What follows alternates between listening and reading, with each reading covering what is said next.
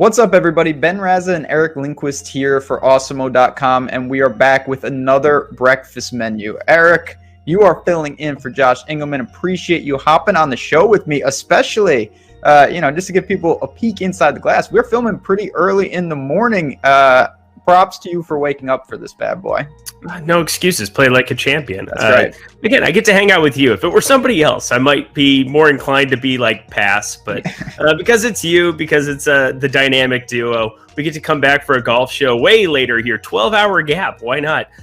Looking forward to that as well. But let's kind of get it started together this morning. Gets both of our days going off on the right foot. That's right. We're going to turn the tide here. And I will say, no pressure. There's always no pressure in the breakfast menu, but first show of the week, me and Lofty cleaned our plates. We both went 3-0. We were really rolling in the MLB. Lofty hit Olympic basketball, as did I. We're going to go grab bag style today, and as you being the guest, I am going to allow you the honor to possibly go first or defer to the second half if you win that coin toss. What do you want to do? Oh, this is your show. I was going to say, I went 2-0 last time that I was on this here with Josh, so I got some work to back that up as well, but I would rather have you set the table once more.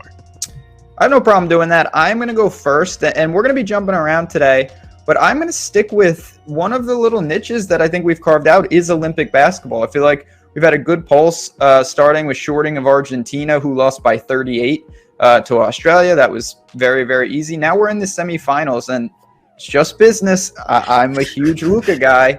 I love Luka.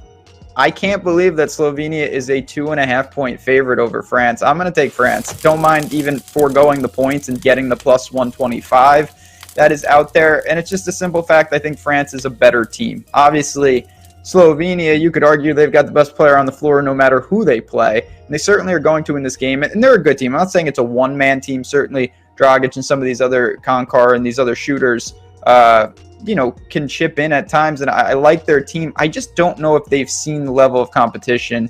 I'm not going to go into France. Yes, they beat the USA, so we know what their ceiling is. I just love that combo, Batum, Gobert, Fournier. They've got pieces around them.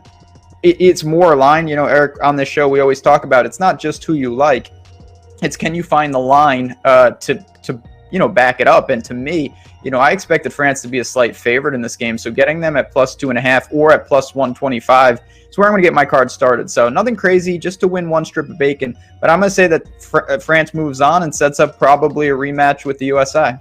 Well, they don't even need to move on. They can lose by 2. That's so crazy. It's crazy to me. I love that line. I love that play simply because I play that out in my head. And sure, Luka's the best player on the floor, but the next 3 best players on the floor are all from France. And you look at Evan Fournier and Gobert together. I mean, Fournier, if we get the USA version that, he goes out and torches, maybe he's going to celebrate his new contract with the New York Knickerbockers. So I'm looking forward to that game and could definitely see that being a good one. For me, I'm going to go to the baseball streets. I gotta kind of stay true to that here.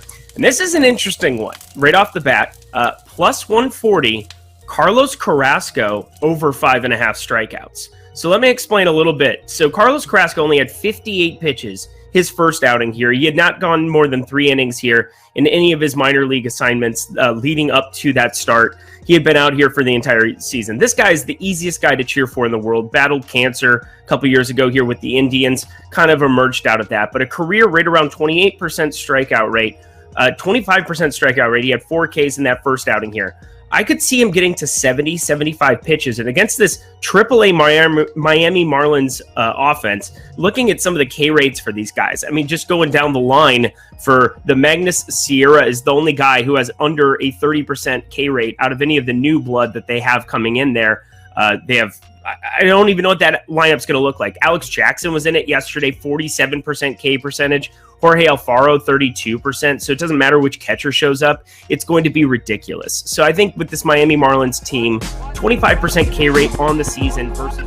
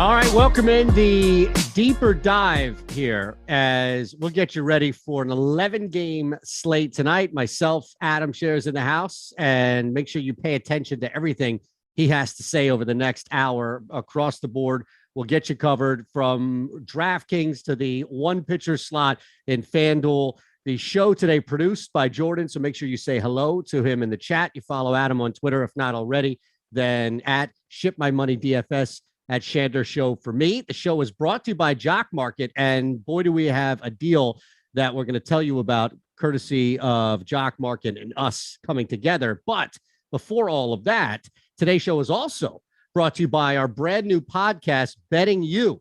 Now, who will win the Heisman? Can Georgia dethrone Alabama? Which MAC team should you be putting? That's the MAC, not the MAAC MAC, that you should be putting your money on. Well, all things covered here, college football betting. Episodes are available for you now on Spotify, Apple Podcasts, so go check them out. As you're checking us out, we remind you right away, hit us up with a like, make sure you're subscribed to the channel, and alongside myself, say hello to Adam. See how he's doing today. What's up, brother? How's it going, man? It's been a while since we've done a show together. I think it feels weird not doing a show with Greg, because I think that's been my last 4 straight shows. Now, when you say weird, is that a good weird or bad weird? Or is that like a sense of relief? Or yeah, it's like a sense of relief, nothing personal with Greg. Just, it is kind of nice to talk to someone different on the afternoon show that I, instead of the same person I talked to for an hour this morning. There you go. Yeah, the double dose of anybody. Look, I love me some me, but I would not subject you to me twice in a day either, right? Yeah, exactly. I'm sure Greg is happy to be doing a show with Eric or whoever later tonight. I see. Yeah, you and Eric, I don't know what happened the last time, but there was you came up a bunch on the show, the Live Before Lock show that we did the other night. So I don't know if there was a beef brewing or what have you. Were you guys on the same show? Me and Eric? Yeah. I don't know what you're talking about. Okay, that's fine then. All right. It's weird because there's such a family element here, right? Everybody always rips everybody over, always brings up somebody. And Jordan will tell you after the show as far as the extent that he went to crush Eric on the last show. But you came up a bunch of times that I just automatically assume that there was something specific that maybe it came from, not just, giving shit to give shit. That's all. Oh, yeah. Not that I know of, but Okay. I didn't see the show, so I don't really know. Nobody's going to fault you for that by any means. All right, let's look at tonight, man. And I know that there's some action going on right now, people paying attention to, but we hit this 11-game slate tonight. What's the most obvious thing to you that maybe jumps out as far as how you're going to attack this? So someone said in chat, yeah, Eric did say F you to me on a show that we were on together. I forgot about that. But, okay. So that's how memorable of a moment it was for you, Adam, that you just didn't even remember. Like somebody says, fuck you. You would think that would be a top 3 memory of the past week, right? It happens a lot. Normally I deserve it. It kind of just goes in one ear and out the other. So didn't even remember until someone just reminded me. But as far as the slate goes, it kind of reminds me of last night's slate, which doesn't make me feel very good because I got my ass kicked on last night's slate. But we have a few teams in good spots, whether it's in Coors or whether it's New York against the Orioles, that are also getting tons of ownership. And then you have 18 to 20 teams that are just not really getting much ownership at all. And so I think it sets up as a pretty fun slate for tournaments, as long as the popular teams don't have great games. They did well yesterday, which made life pretty miserable. But there's also a lot of really, really good pitching on this slate. So I think it's a pretty fun one where there's a lot of different ways that you can go. And speaking of pitching, we're going to go around and break down each game to give you kind of a deeper dive of what we can take advantage of here. But our top pitchers tool is free alongside our golfer tool as well, the golfer rankings. You want to make sure that you're applying the top pitchers tool free across the board here for DraftKings, FanDuel, Yahoo. Make sure that you are using it, as you'll see it pop up when we reference it on the screen with Jordan. All right, so let's start, right? And we've got a bunch of different games to kind of get into here. And speaking of pitching, this is probably going to be the anti-game to go with pitching, unless you're super fading the field here. And again, this is your squad hosting my squad. I don't think either one of us would let the other guy roster a pitcher tonight, right? Oh, I'm an O's fan. Don't pawn the Nats. Oh, I don't know why. Are you're not a Nats guy at all? I thought you had the Nats jersey and everything. No, I mean, I have back in my apartment, I have a Nats like World Series towel hanging in my backdrop, but that's just because DraftKings gave me a bunch of tickets to their playoff run in the World Series, and it made me go from like not hating the Nats to like not really caring about them. But no, I'm DC sports except for the Orioles, so don't pawn this terrible team off on me. But either way, not looking to the pitching here. Paolo Espino actually has had a couple of good starts recently, but there's nothing really that makes me think he's any good at all. The Phillies offense is a little bit watered down right now with McCutchen out. You know, anytime Travis Jankowski is leading off for a major league team, they're probably missing somebody, but it's still just a deep enough pitching slate. I don't really see a reason to go to Espino. Anderson, you know, if I had to go to one of these guys, would be the one I go to just because he's at least had some semblance of major league success in his career, and he is facing a really bad Nats team. But, you know, again, there's just so much pitching on this slate. I don't really see a need to go to either guy. Yeah, and even the price. I mean, everybody else in that range, outside of Mize, who we'll get to in that Detroit game, you know, the two guys, they're low 6K. I feel like if I'm going to go to either one of them, I'd like it to be, greedy as it may sound, Adam, I'd like it to be in the, you know, mid to high fives. Yeah, exactly. It's just, okay. I don't really see a good reason to go. Now we start to look at the two stacks here, and that's really where this game is going to provide some, hopefully, excitement here. That total sits at 9.5, juice to the under, as crazy as that may be, as well as these offenses have been producing over the past month. But we look at where we have them projected and kind of smack there in the middle of the 22 teams that you have in this 11-game slate. So I don't know if there's an opportunity to kind of bend around majority owned stacks and use Philadelphia and or Washington tonight heavily in tournaments. I don't really mind getting to either of them. Philadelphia is the more preferable one, I think, because they do have more major league bats than the Nats do. They're also getting a little bit less ownership and have a higher chance of being the top stack on tonight's slate. They are somewhat expensive, but that's mostly just Bryce Harper driving up the average cost at $6,200.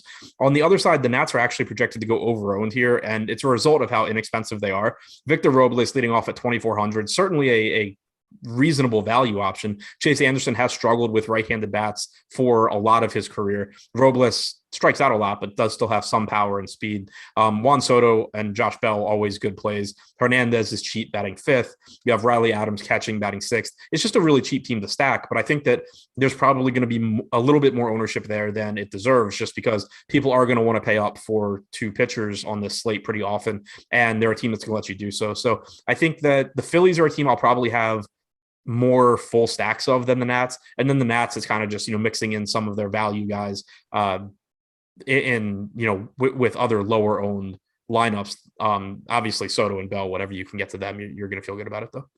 Now, Harper, you mentioned Soto and Bell, and also the price of Harper in more of a one-off scenario. Is the 6,200 on DK any bit of a deterrent?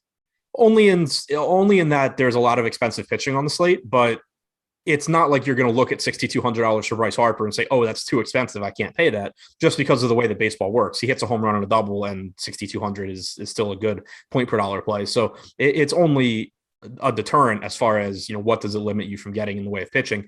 So far this season, Espino's actually had more issues with right-handed power, but it is a pretty small sample size, and he's just not a very good pitcher. So I'm definitely not going to shy away from someone like Bryce Harper just because Espino has reverse splits over a limited sample.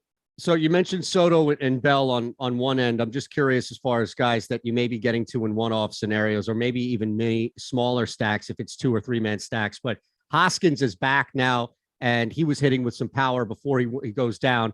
And look, Didi Gregorius, for the time being, until Freddie Galvis is here and really in full effect, is starting tonight. He's in that 5 hole. So just the fact that he could get at bats, do either one of those guys jump out at you as appealing one-offs? Yeah, I think they both look pretty good. Hoskins does have a lot of power from the right side. And like I said, I'm not necessarily targeting righties over lefties here, but it does at least make me feel good that Espino is allowed a 227 expected ISO to righties. When you talk about someone like Rhys Hoskins that has a 227 expected ISO since 2019. And then Didi Gregorius benefits because not only is Andrew McCutchen out, but JT Realmuto is not in the lineup. So Gregorius goes from normally hitting 7th, hitting 5th here, and he's just pretty cheap for that bump in the lineup spot. All right, and I guess you already answered the question. You're killing my guy Jankowski here, so no value in the leadoff spot. He's 2,800 in leading off. He has value in the same way that Victor Robles has value. Right. It's just that the extent of the value has nothing to do with him. It has to do with his salary and where he's sitting. That's a great point. All right, let's move to the Yankees hosting now your squad officially. I apologize. I stand corrected. I'll never make that mistake again. So let's look at this picture. You talk about paying up. This is the complete opposite end of the spectrum here. I was going to say that we might have the worst pitcher in the Philly-Washington game, but I think Matt Harvey pretty much locks himself in on the slate every night. So is this a matter of paying up for a pitcher on the other side? No, I don't really have much interest in the pitching on either side here either. Jameson Taillon is fine in terms of being a real life pitcher that is just basically average. He has a 23% strikeout percentage this year, 4.71 xFIP. Typically, he's been a little bit better than that in his career, but I don't really see any reason why he's $10,200 on this slate on DraftKings. He's more expensive than every pitcher on the slate, with the exception of Lucas Giolito. And yeah, it's an okay matchup against the Orioles, but there's just nothing about Taillon that really makes me think he deserves that salary. On FanDuel, he's less expensive. He is 8K flat on FanDuel. That's more where he should be. But of course, you're only rostering one pitcher there. So the opportunity cost is pretty high. But if I'm going to Taillon, I'd rather do it at 7.5% ownership and 8K on FanDuel than at 10,200 on DraftKings. On the other side with Harvey, he should probably be like 6K or something just because he's a fully stretched out major league pitcher. But the slate's big enough. I don't really see any reason to go to him. He's one of the lowest projected pitchers here. The Yankees have a 6 implied run total. If you want to take a pitcher against a popular offense, I think that there's a better one to go to in John Gray against the Cubs. So even though Harvey has been pitching better recently, hasn't given up an earned run in his last 3 starts, he has made some changes in the pitches that he's throwing. It still hasn't really led to massive strikeout numbers, and I think it's still just a matter of time before Harvey starts giving up runs again. So still a good spot for the Yankees, and just don't really anticipate getting to Harvey here. Is there any contrarian in you or maybe just blind fan in you that would run a Baltimore stack here or there, a small percentage in a tournament tonight? It's not so much full stacks, I don't think, as I think you can look to these guys as pretty low-owned one-offs, because Jameson Taillon, I mentioned he has had issues with home runs this year. In particular, it's been left-handed power with a 213 ISO allowed to lefties compared to 166 to righties. You have Cedric Mullins at 4,500 with the short porch in Yankee Stadium. He's also someone that gives you stolen base upside. You have DJ Stewart batting 6th, has some power. He's 2K flat. So I think either of those guys look okay. And then it's never hard to make a case for Mancini, Mountcastle, or a $2,300 Austin Hayes. I don't think I'll be getting to, 5 of them together in a lineup that often, because I think they are one of the lowest probability stacks, and Taillon's not getting any ownership either. So you don't get leverage there. But I do think, if people are going to go to Coors Field for cheap bats, or they're going to go to guys like Robles or Jankowski potentially, I think that looking to, 1 or 2 of these cheap Orioles does have some merit. Yeah, to your point about ownership, just kind of looking at, clearly we're going to have Baltimore predicted towards the bottom to be the top stack tonight, but under that 1% ownership, as opposed to like Detroit, who we'll get to a little later, could be that sexier play. Even if it's 0.5 to 0.7% difference in ownership, that could be the difference in a couple of positions where you slot. So definitely not outlandish by any means to approach it the way that you have, where you're minimizing the risk by minimizing who you play on Baltimore. Now, I imagine that's going to be a little different for the Yankees tonight. But again, we talked about ownership. That's something that I've learned from you, a very key metric here to apply what you're doing from big to small stacks to one-offs. And the Yankees are the 3rd most projected owned stack. So how do we maneuver through that? Also to the point, Adam, where 12% owned doesn't take them off the board, right? Because 88% of the crew is not using them. Yeah, exactly. It's also, when you compare them to, in this case, and it's similar to what it was yesterday, the Coors Field game is projected to be so overowned that it makes the Yankees look not quite as overowned, because, they're just not getting the ownership that the Cubs or the Rockies are. And then if you look individually at the Yankees too, you have on DraftKings 18% ownership going to Judge, about 10 to 14% going to Higashioka, Stanton, Gallo, LeMahieu, and Rizzo. There are a couple of guys here that you can use as lower owned plays. Right now, we have 6% ownership going to Gleyber Torres and Rougned Odor. Brett Gardner is getting like 2.5% ownership, which is well deserved. But the point being that you can make Yankee stacks that just use like 1 or 2 relatively low owned guys to lower the total exposure that or the total ownership going to that stack. And then also, because it's an 11 game slate, like you were saying, 12% ownership, give or take, in terms of raw numbers, isn't quite as scary as when you're getting, 30% like a couple of starts ago or a couple games ago when Jorge Lopez faced the Yankees. It was a smaller slate, and you had guys like Aaron Judge, depending on the tournament, getting 30 to 40. In some of the higher stake stuff, he was 50% owned. In baseball, that's just absurd ownership that you're pretty much just going to run away from every day. If he's getting, 15 to 20% ownership, he's still a viable play as long as you're going low owned elsewhere in your lineup. All right. So before we move on to Toronto and Cleveland, is there anybody from maybe a one-off or mini stack that you like, even if it's Judge as a pivot from maybe a more expensive outfielder? I really like Joey Gallo, just kind of looking at the individual ownership, because I think Aaron Judge is great, but he's getting the most ownership on the team. Joey Gallo at 5K, he gets the short porch in Yankee Stadium. That's something that I think is going to benefit him greatly. He's facing a pitcher in Harvey that doesn't really miss bats. Harvey doesn't have drastic splits this year in terms of the power allowed to righties or lefties, but I just don't really think there's much reason Gallo is getting less ownership here than Aaron Judge or even Giancarlo Stanton. Granted, Stanton's a little bit less expensive. All right, so we move on here. Again, another chance to remind you out there to hit us up with a like. Make sure you smash away. 550 watching. That like count should be up to match the ratio here, and you should be subscribed if you're not already.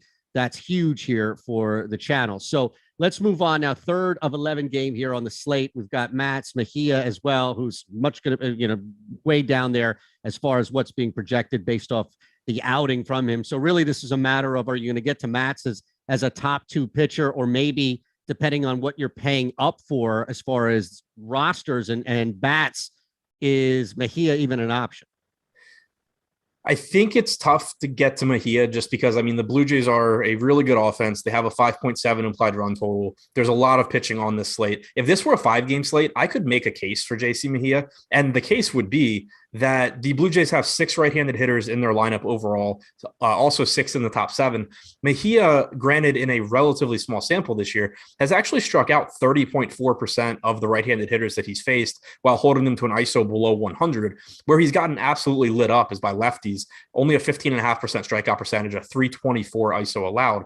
But it still just seems like it's too far off the board for me, given the alternatives on this slate, and given the fact that what most likely is going to happen over a longer stretch is we're going to just find out JC Mejia is not a very good pitcher against anyone. His numbers against righties are going to get worse. And this is a team in Toronto that just has a lot of above average righties. So using Mejia's overall numbers against righties isn't exactly the most useful thing anyway. So I can't really get there. Mats has a much better matchup against the Indians, but he's getting a little bit more ownership than I would like as well. He was around 10% when we did the show with Josh this morning. Now he's up to about 20.5% on DraftKings with a 12% chance of being a top 2 pitcher. He's a middle of the road pitcher, in my opinion. 3.84 xFIP this year is pretty good. 23% strikeout percentage is fine. 1.3 home runs allowed per 9 innings, but the Indians don't have a ton of power in their lineup to take advantage of him. If I get to some Steven Matz, I think it's okay. But I do think that there are some other pitchers that just look a little bit better and either are getting less ownership or just aren't getting that much more ownership. So I would anticipate that in 150 lineups, I probably end up either a little bit under or around the field on Matz. In 3 max, I doubt that I get to Steven Matz, although, it's not, I haven't made those lineups, but I doubt that I would get there. I do think you can look to some of the power, really the only power on Cleveland against Mats, because this is a favorable park to hit in. I think Jose Ramirez, Franmil Reyes look like very good, one-offs or mini stack, and you can throw Ahmed Rosario in there as well. So real quick, before we look at the bats on this side, I'm just curious to follow up with Mats on FanDuel, and I'm looking at it here, the ownership a little bit more digestible. So I wonder, just using that comparison that you had 150 lineups, would you anticipate he's at 12.4, right? Which is, again, a little more manageable than we saw on DraftKings, knowing, of course, you only have that one slot. I don't know, based on 2 things, Adam, who else we have to roster as far as the one pitcher and the rest of the slate as far as what you would be paying up for bats, if it's even worth it to go over the field on a 7K guy in Mats, knowing that he's already 12.45 owned. Yeah, it really just comes down to how expensive the bats are. Like Matt's at 7K is perfectly fine. He's getting 12% ownership. But there's a couple things that still make me think he probably should be a little bit lower owned than that. For one, if you just look in that $7,000 to $8,000 price range, Zach Thompson is in there. He's getting 160 ownership. Zach Gallen is in there. He's getting 1/12 the ownership. And then Jameson Taillon at 8K is getting a little bit less ownership. And then you also have Eduardo Rodriguez, who's getting double the ownership, but is also, I think, just clearly a better pitcher than Steven Matz. So I think that even if I have to live in that price range, I probably would be getting a little bit more ownership to guys like Thompson and Gallen. And then also, just how necessary is it? Because pricing on FanDuel typically isn't that tight. There's 22 offenses to choose hitters from. There's going to be plenty of value. So I don't, it's not even that I have an issue with Matz on FanDuel or DraftKings. It's more so just like, I think the ownership is where it should be, if not a little bit too high. And there's a lot of pitchers that I can roster that I feel equally good or better about. All right. Now this is a good test case for how much I've actually been paying attention and sponging, working with you for so long here versus just in one ear out the other, like when Lindquist drops an F-bomb on you. and look, I'm trying to soak in, but Toronto jumps out based on the metrics, and I'm using just the top stacks tool that we have available for you on awesemo.com, $29.95 a week. Awesemo Plus, you get access to everything. You don't have to wait for this to be free. The free tool today, of course, is the top pitchers tool. So you only have half of what we're talking about for the most part. But here's why, Adam. They are the third most or best predicted top stack. Yes, I understand that they're the most expensive outside of like the Dodgers. So definitely a costly stack, but I put the money kind of aside here. They are totally underowned at 2% right now. And that gives me pretty good leverage to work with if I'm willing to pay down for pitchers on this 11-game slate. So my just initial surface reaction is if I can get it working with pitchers where the money makes sense, Toronto appears to be the best opportunity to cash in on a tournament. Yeah, the way the top stack tool looks right now, and it was the same this morning, I absolutely love Toronto. And it makes sense that the ownership on them is going to be pretty low because there's other teams with a very good chance of success, like the Rockies, like the Yankees, that are at least a little bit more affordable. The Blue Jays are really expensive. If you look 1 through 5, the cheapest hitter on DraftKings is Teoscar Hernandez at 5,200. Then you get some value in Dickerson at 3,400.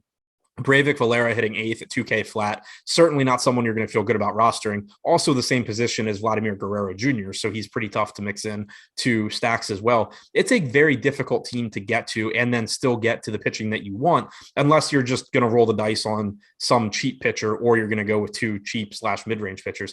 So it's going to be difficult to get to them and not look at your lineup and go, man, this lineup scares me in terms of pitching. But in tournaments, especially as the tournaments get bigger, typically it's going to be bats that win you tournaments. Even if a pitcher scores 26 points and the alternative scores 12, that's 1 home run. And so it's just so hard to actually win a tournament based on pitching. You basically need someone to do what like Joe Musgrove and Frankie Montas did in their last starts, where they went for 35, 40 points. Normally pitching isn't really what separates you. It's more so you're just hoping your pitching doesn't lose for you. So I do really, really like getting to Toronto. I had mentioned that there's some reason for concern because JC Mejia has been so lights out against right-handed hitters this year, but it's just not something that I'm going to be overly concerned about when he's probably just not very good overall. And 2, Toronto is just so much talent that's not getting owned. Be interesting to see now as you just let it all out on Toronto. We're going to have to refresh to see how many people have jumped on them now thinking like, wait a second, I thought I was onto this. Now with Cleveland, and, just kind of looking at it at the end, this just goes back to the confidence that you had in Matz and kind of how much you'd be rostering him versus the much higher outside chance that Cleveland breaks the slate tonight, which I don't see happening, right? Sorry. The Cleveland Bats. Yes. I know Lindquist is in the chat, so I don't know if, something was rekindled here or what, but yes, the Cleveland Bats. As far as the full stacks go, I don't really see much reason to go there. Like they're projected to go a little bit underowned, but it's nothing crazy. There's a lot of teams that I think look a little bit better. The main argument, I guess, would be that Matz is getting like 20% ownership. But even then, I would rather, I think, be going here some sort of mini stack or just, singling out Ramirez, singling out Reyes. There is some value on Cleveland. We're going to get a new Cleveland lineup because Roberto Perez was just scratched. But like Miles Straw is really cheap leading off. Oscar Mercado is the min salary, probably hitting sixth. Bobby Bradley's cheap. It's not the end of the world to use those guys for value, but where I'm really looking to go is Jose Ramirez and Franmil Reyes. All right, we've got Miami hosting the Mets. Before that, though, just a reminder here about the two new channels that we have for you on YouTube, from our Awesemo Fantasy Football channel to our Awesemo Odds channel. You want to make sure you are subscribed to both like you are here, and you're smashing away on that like button for everything that you see. It's simple. Just click the pinned link in the YouTube chat to subscribe to these channels, and make sure you turn on the notification bell again and again and again. And you can just take on more from Adam and Eric and everybody else who's bouncing around doing stuff, as we can't wait to really open things up for fantasy football, as you know, and baseball is going to be right there as well. All right, so let's move now to the Mets and the Marlins. The Marlins, I thought were supposed to be dead here, but they don't seem to be going away, at least as we thought. We've got Carrasco and Thompson. You're going to pay up maybe a little bit for Carrasco at 8,200 on DK. Thompson there, maybe a little bit more affordable at 76. Both guys are actually a little higher than I thought they would be. I'm looking at FanDuel, so let me get back to DraftKings. I apologize. A little bit different there. But Carrasco and Thompson, the matchup, are you getting to either, who are both double-digit, mind you, in the 22 pitchers in the top two pitcher percentage on our free top pitcher tool? I'm more interested in getting to Zach Thompson here. The reason being that, for one, he's $1,500 less expensive. I think that out of the relatively cheap pitchers, he's one of the most talented. He's got some of the most upside. He's got a 25.9% strikeout percentage for the season. The matchup against the Mets is pretty middle of the road, 0.7 home runs per nine. But also Thompson is fully stretched out, whereas it's pretty hard to think that Carlos Carrasco is going too deep into this game. He threw 58 pitches last time out. That was his first start of the season. He had a pretty good start, gave up a home run to the leadoff hitter, and then didn't give up another run in his 4 innings. His fastball velocity was in line with what we'd seen from him in recent years as well. So not really, any concerns there. But it's just really hard for me to pay $8,500 for a pitcher that I'm not expecting to go more than 5 innings with any sort of confidence. Zach Thompson being a lot less expensive and still, being a pretty good option in terms of strikeouts makes it easier for me to get to him, I think. I know normally 13.5% ownership, especially on a 22 pitcher slate, is not a deterrent per se, Adam, but in more of a punt or lower cost scenario, is there a line where you look at that and say, normally 13.5 would be fine. I could roster a Scherzer, Ohtani, somebody like that. But in this case, maybe 7K is too owned in order to really get some return on that. And I don't know. That's why I asked to see if there's that kind of line for you. Yeah, I mean, basically it comes down to, for one, the ownership for the rest of your lineup. Like if I'm stacking a team that has aggregate ownership of like 4% or, average ownership of like 4%, I definitely don't care that I have a pitcher that's 11% because that's still pretty low owned. And then the other thing it comes down to is just like his ownership and the chances of success for him compared to other pitchers in his price range. And that's another reason why he's at 11% now in the most recent update. I'm just not overly concerned about it. Like John Gray at 7,200 getting 4% ownership. Sure, you can make a case to go to the lower owned Gray. I think that's fine. Zach Gallen's $900 more getting half the ownership. I think that's fine. We'll talk about him.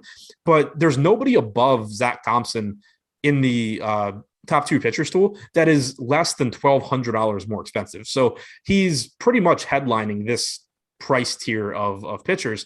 And the next cheapest guy is Matz, who is actually getting more ownership than him. So it's, in this particular case, I think the ownership going to Thompson is fine, if not a little bit too low. And it's definitely not going to be a deterrent for me rostering him. Now, on the flip side here, with the stacks and how we have this, Miami doesn't even have a full 1% chance of breaking the slate. So if you're rostering Miami in a stack tonight, you're basically banking on 21 other teams shitting the bed. The Mets, on the other hand, may be a little bit more workable. I don't know. Based on how you laid out the pitching matchup, is there anything here at all that you can get to? I imagine with the Mets first and maybe Marlins last. Yeah, I mean, the Mets are projected to go under-owned, but that's really all I can say about them positively. They still have a 3% chance of being the top stack on the slate, getting about 1% aggregate ownership right now. Really tough park to hit in, only a 4.2 implied run total. Zach Thompson's allowed less than 1 home run per 9 this season. He's, striking out a good amount of guys. Doesn't have drastic splits, 136 ISO to lefties, 134 to righties. The Mets certainly have some high upside hitters, but McNeil's expensive. Alonso is even more expensive. Javi Baez is expensive. It's really tough for me to get to the Mets, especially because Thompson's just not getting that much ownership. The Marlins are even more difficult to get to because Carrasco is not getting much ownership, so you're not getting leverage there. The Marlins have the lowest top stack percentage on the slate. Just a really, really bad offense in a bad park for hitting. I don't anticipate getting to much in the way of offense from this game.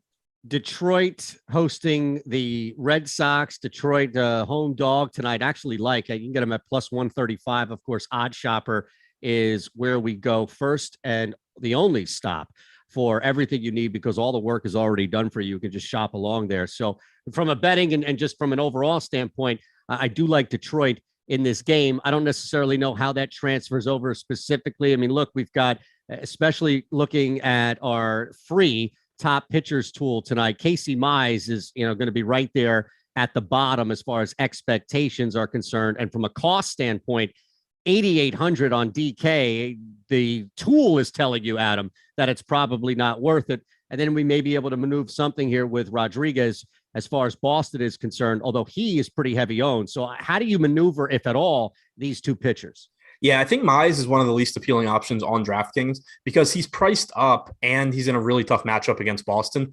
He's been a better pitcher in terms of run prevention than he has DFS scoring because the strikeout numbers haven't been great. And, just if you look at the top 2 pitcher percentage on the top pitchers tool, every pitcher around Casey Mize in terms of chances of being a top 2 pitcher are at least really inexpensive. Like they're guys that you have no confidence in. Colby Allard, Carlos Hernandez, Espino, JC Mejia, Chase Anderson, all of these guys are very, very unlikely to have big games, but at least they're getting you good bats. Casey Mize, you're like paying for the privilege to roster a guy that has almost no chance at being a top 2 pitcher on the slate. So I think he's one of the easier guys for me to write off at 8,800. On the other side, I do really like Rodriguez. 9K on DraftKings, only 7,600 on FanDuel, getting ownership on both sites, but I do think it's deserved.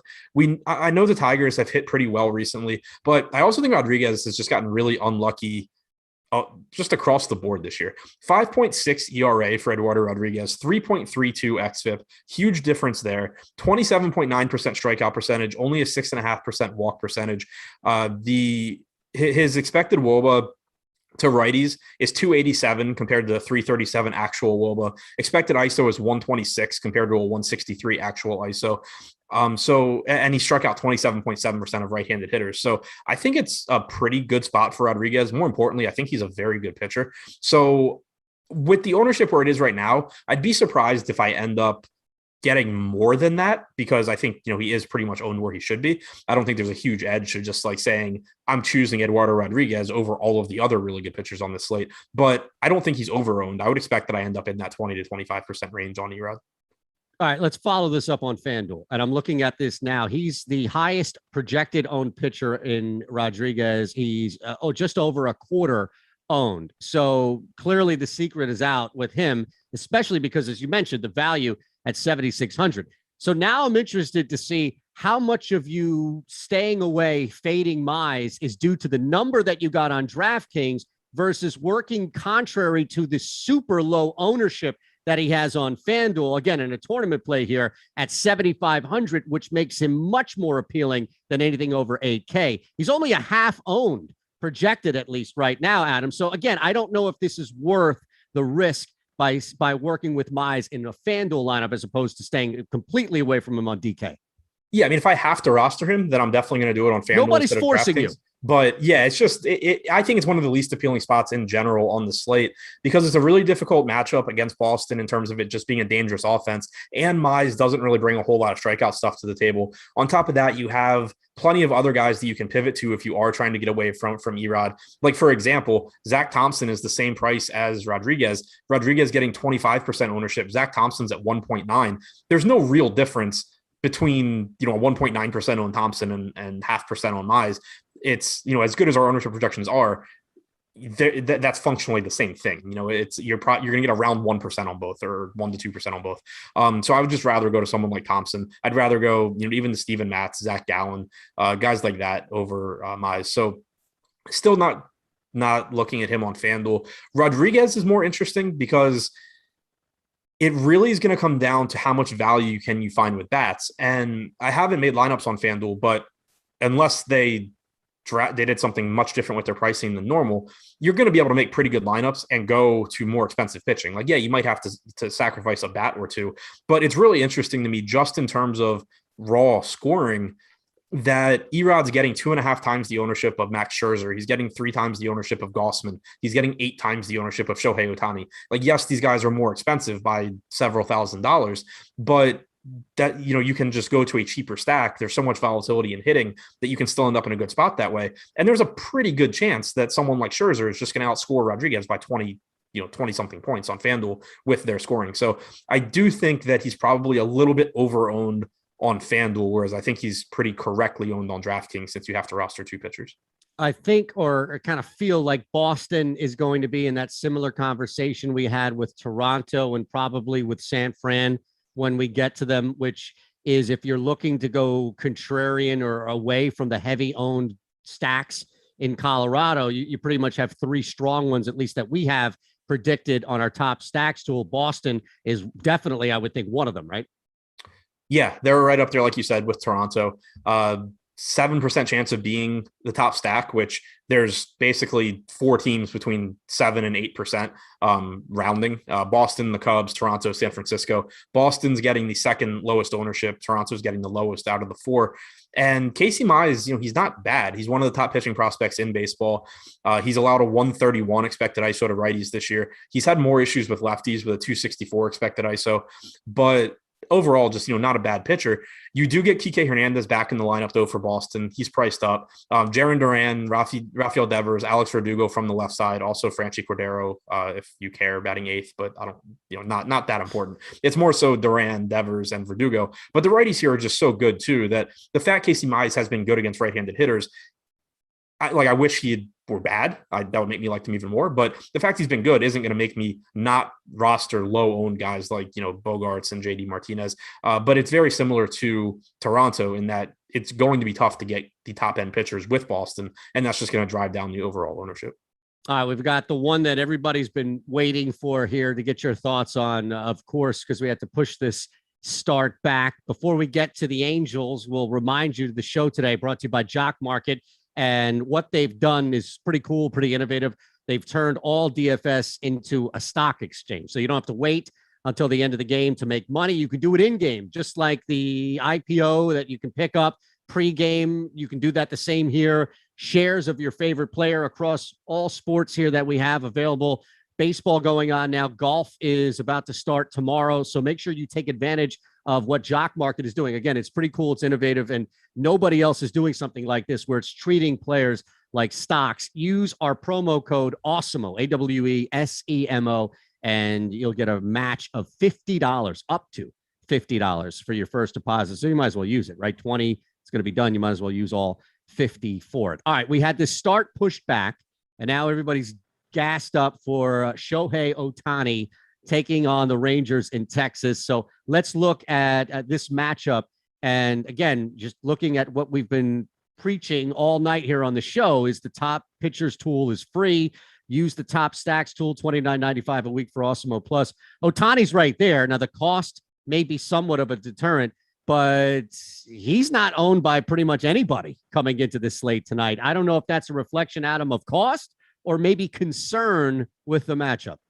Well, not owned on FanDuel. He's 22% on DraftKings. Oh, geez. I'm sorry. I you know what it is? I keep going back to FanDuel to ask like a follow-up before we close out a game, and I forget to go back to DraftKings. So yeah. This is like the third time. I do it a lot too, especially with pricing. I'll be like, why is this hitter 3K? And it's like, oh, I'm looking at FanDuel. Right. I apologize.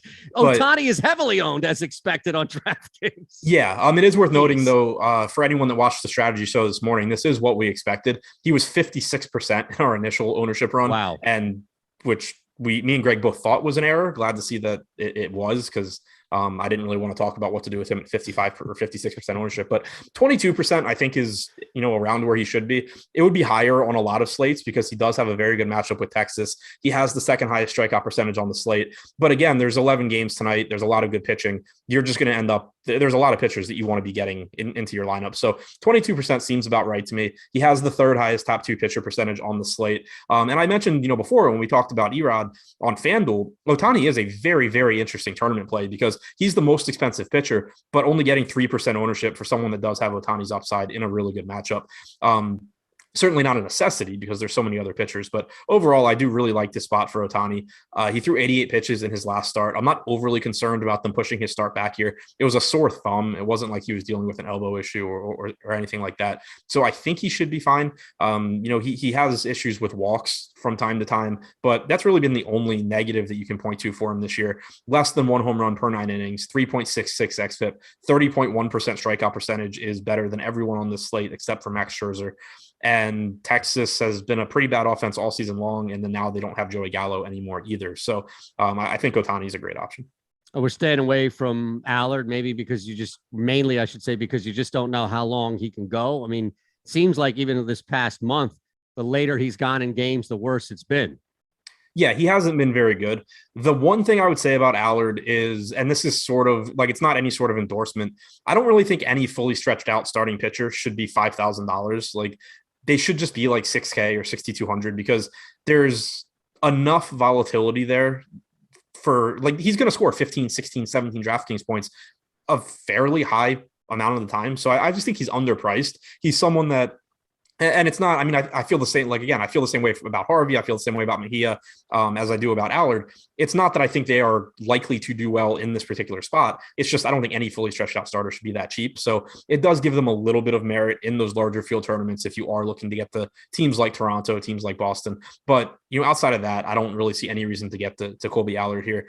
For the season, he has struck out 19.7% of hitters. He's only walked 5%, respectable 4.48 xFIP, but he has had a lot of issues with power, 1.94 home runs per 9 innings, in particular against right-handed bats. He's allowed a 206 expected ISO. The Angels don't have the most dangerous lineup, but they do have 8 right-handed bats plus Shohei Ohtani, who just hits the hell out of everyone, regardless of what hand they throw with. So it's not a lineup where I'm expecting Allard to come in here and have a ton of success or rack up a bunch of strikeouts.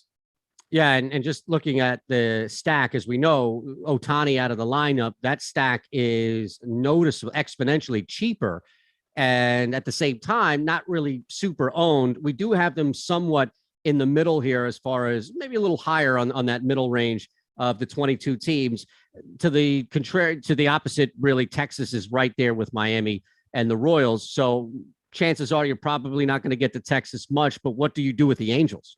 Yeah, I don't think I'm going to get to Texas much, but I do actually like the Angels here, especially with where their ownership is projected right now and with the lineup that they're running out, because they're projected for around 2% aggregate ownership with a 5% chance of being the top stack. And this is a team that typically this year has been difficult to stack when Shohei Ohtani's pitching because you're losing Shohei Ohtani. And obviously I still would rather stack this team if I could use him as a hitter, but you are getting some really cheap bats that have at least some semblance of power here. Phil Gausman at 2,400 with multi-position eligibility on DraftKings. He's not good, but he's not, the worst. But then you get Justin Upton hitting cleanup. We know he has power despite his contact issues. Joe Adell at 2K flat, 23 home runs at AAA this year. He's one of the top hitting prospects in baseball. Was absolutely awful when he was called up by the Angels last year, but still has a lot of power, has some speed, and he's facing a pitcher that doesn't get a lot of strikeouts. Jose Iglesias is whatever. Kurt Suzuki has power at catcher at 2,800. So then like you said, it's a middle of the road stack in terms of chances of success, but just not really getting much ownership right now, despite being really inexpensive. Ohtani, by the way, odd shopper 6.5 on that over under. It's going to be juiced a little to the under. Any interest in going over 6.5 Ks for Ohtani tonight? So you figure he's probably throwing like 6 innings. That's a lot of Ks per inning, right? I mean it's also a good matchup for it though. Yeah, I mean, I think that seems reasonable. Like my kind of like gut, if you just like said how many strikeouts does Ohtani get, I think like 7-ish would be like my first answer. Look, that's good enough for me. You've got a pretty good track record last time I checked when it comes to predicting what guys are going to do in fantasy sports. So I'll roll with that. I'm not going to hold it against you if you get it wrong. I'm just saying I have no problem rolling there by all means. Low total on the board as probably expected tonight with the White Sox hosting the Royals. Boy, this is, I think, outside of your squad in New York tonight, this is the only dog that's north of 200. You're taking the Royals at plus 235 on the money line, if anybody is brave enough to do that. But let's look initially, as we have been, at the pitching matchup first and foremost. And, if it's paying up or paying down here, regardless of what you like as far as, the individual stack, which we'll get to, what are you looking at from the pitching matchups tonight? So Giolito, obviously the better of the two pitchers, 3.2 implied run total for Kansas City. It's just a good spot for Giolito. Comes in with a 28.4% strikeout percentage this year. That is the fourth highest on the slate behind Scherzer, Ohtani, and Kevin Gausman. 3.8 xFIP, 1.37 home runs per nine. The issue I have on DraftKings is that he is the most expensive pitcher. And one, I don't think he should be given the other pitchers on the slate.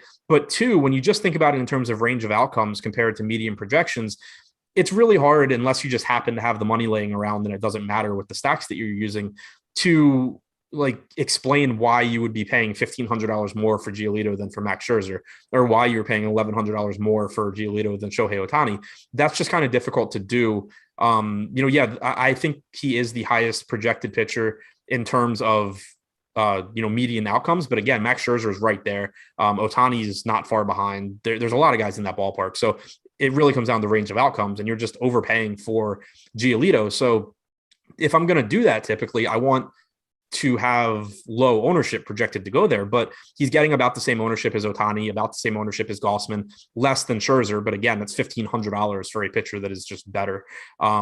It's just really tough for me to make a case for Giolito on DraftKings right now at his current ownership. I think that I would probably be I'll probably come in underweight to a 22% Giolito, be getting maybe a little bit more of guys like Scherzer, Ohtani, Gausman, in that price range. Again, if the ownership comes down, then I'm more interested. On FanDuel, I think is the kind of more appealing spot for Giolito because he's 9,200. But the problem there is he's getting 17% ownership. So again, an $800 difference between him and Gausman, 1,300 between him and Scherzer.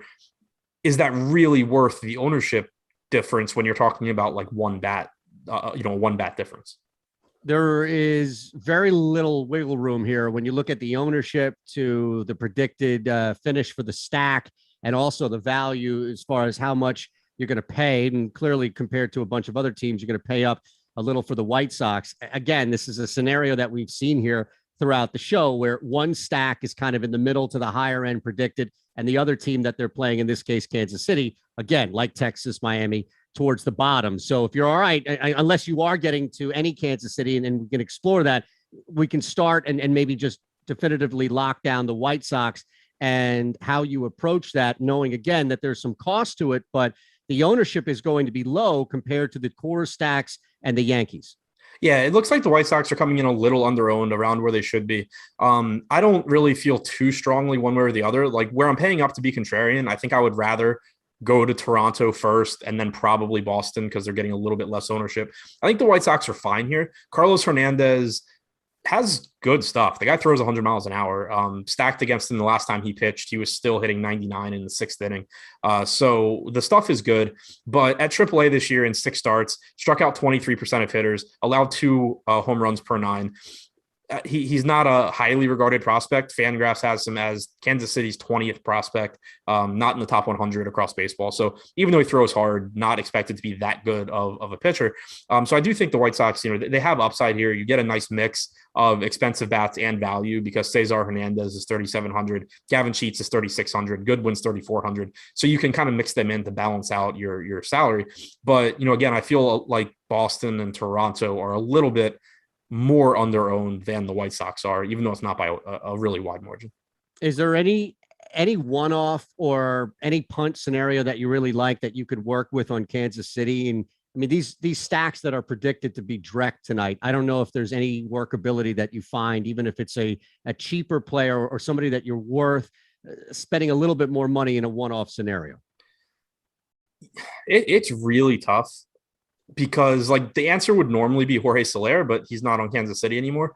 So it's like Ryan O'Hearn has a decent amount of power for a $2,600 bat. Same can be said for Hunter Dozier, but there's a lot of guys that I think you can make that case for tonight. Like, for example, I don't really think that like Ryan O'Hearn at 2,600 isn't any better, I don't think, than Victor Robles at 2,400 leading off for the Nats. And there's, so many cases like that. Austin Hayes at 2,300, DJ Stewart at 2K. There's just no real reason, I don't think, to go to Kansas City. All right, so let's move on then. If clearly the case there, Braves handing St. Louis pretty emphatic L last night.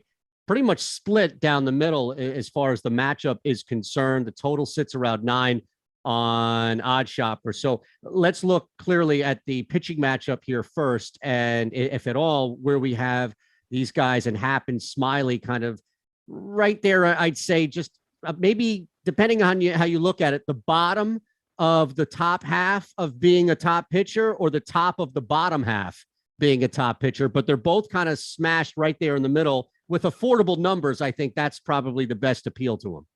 Yeah, and they actually project reasonably well from a point per dollar standpoint, but God, I disagree with it. And it never makes me feel good. Normally I'm wrong and numbers and computers are right, but the run total in this game has gone up since Greg and I talked about it this morning by a little bit. We both kind of were surprised how low it was at the time. It's up to 4.8 implied runs for both Atlanta and St. Louis. J.A. Happ has just been terrible this season, and he's in, St. Louis went out, got John Lester. No real idea why they did that with either guy. Happ has allowed taking forever to load. He's allowed a ton of power to right-handed hitters this year. 275 actual ISO, 245 expected ISO. And then Atlanta went out and just picked up a bunch of right-handed power at the deadline. You have 5 right-handed bats in the top 6 that all have power in Ozzie Albies, Jorge Soler, Austin Riley, Dansby Swanson, Adam Duvall. The only lefty in there is a great hitter also in Freddie Freeman. And Happ isn't exactly lights out against lefties either. He's nowhere near as bad as against righties, but you're not shying away from Freeman. So I really like Atlanta. You also get value in Guillermo Heredia at 2,300 if you need it. But 1 through 6, I think, is really where I'd like to live, and it looks really good.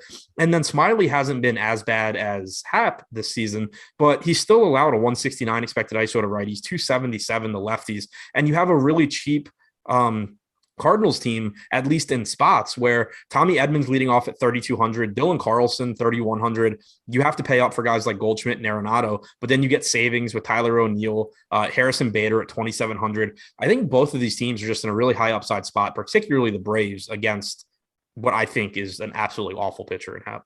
Yeah, and knowing that there's going to be cost associated with both teams, you mentioned as far as where there could be value with St. Louis, we still have them projected as compared to a bunch of other teams on this slate as more of an expensive squad than not. I wonder if ultimately when you're comparing these two individual stacks across the board, if it's just too much in both cases to where if you're going to spend up, we've already mentioned 2 other options in Toronto and Boston, and we'll have San Fran before we get out of here. Yeah, the thing that makes it tough is normally there's like 3 things, and I know I've mentioned this a lot before. There's like 3 kind of different metrics that tend to push teams up my rankings and get them into a lot of my tournament lineups. One is a team that is just, really likely to be the top stack. Both of these teams are middle of the pack there.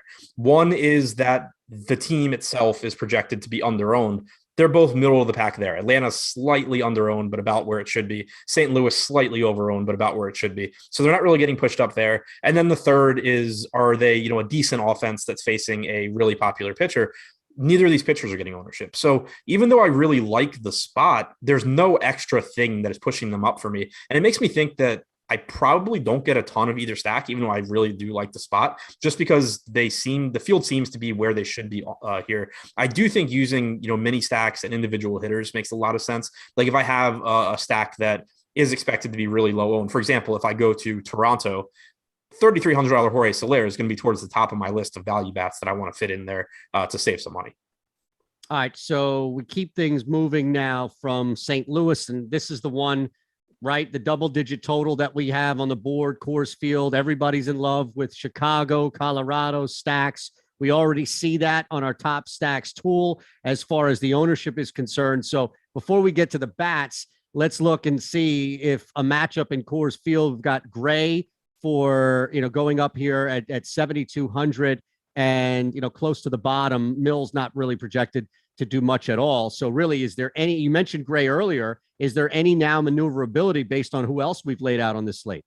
Yeah, Greg was really high on Gray this morning. I don't know that I was quite as high as Greg, but I completely agreed with what he was saying. And I think that Gray is a good tournament play here because for one, he's 7,200 and we already talked about it on DraftKings. Again, I'm just talking DraftKings right now because it's a 2-pitcher site, but there's kind of that dead zone when you get below like $8,200 on DraftKings. You have Zach Thompson, you have Zach Gallen, but even he's 7,900.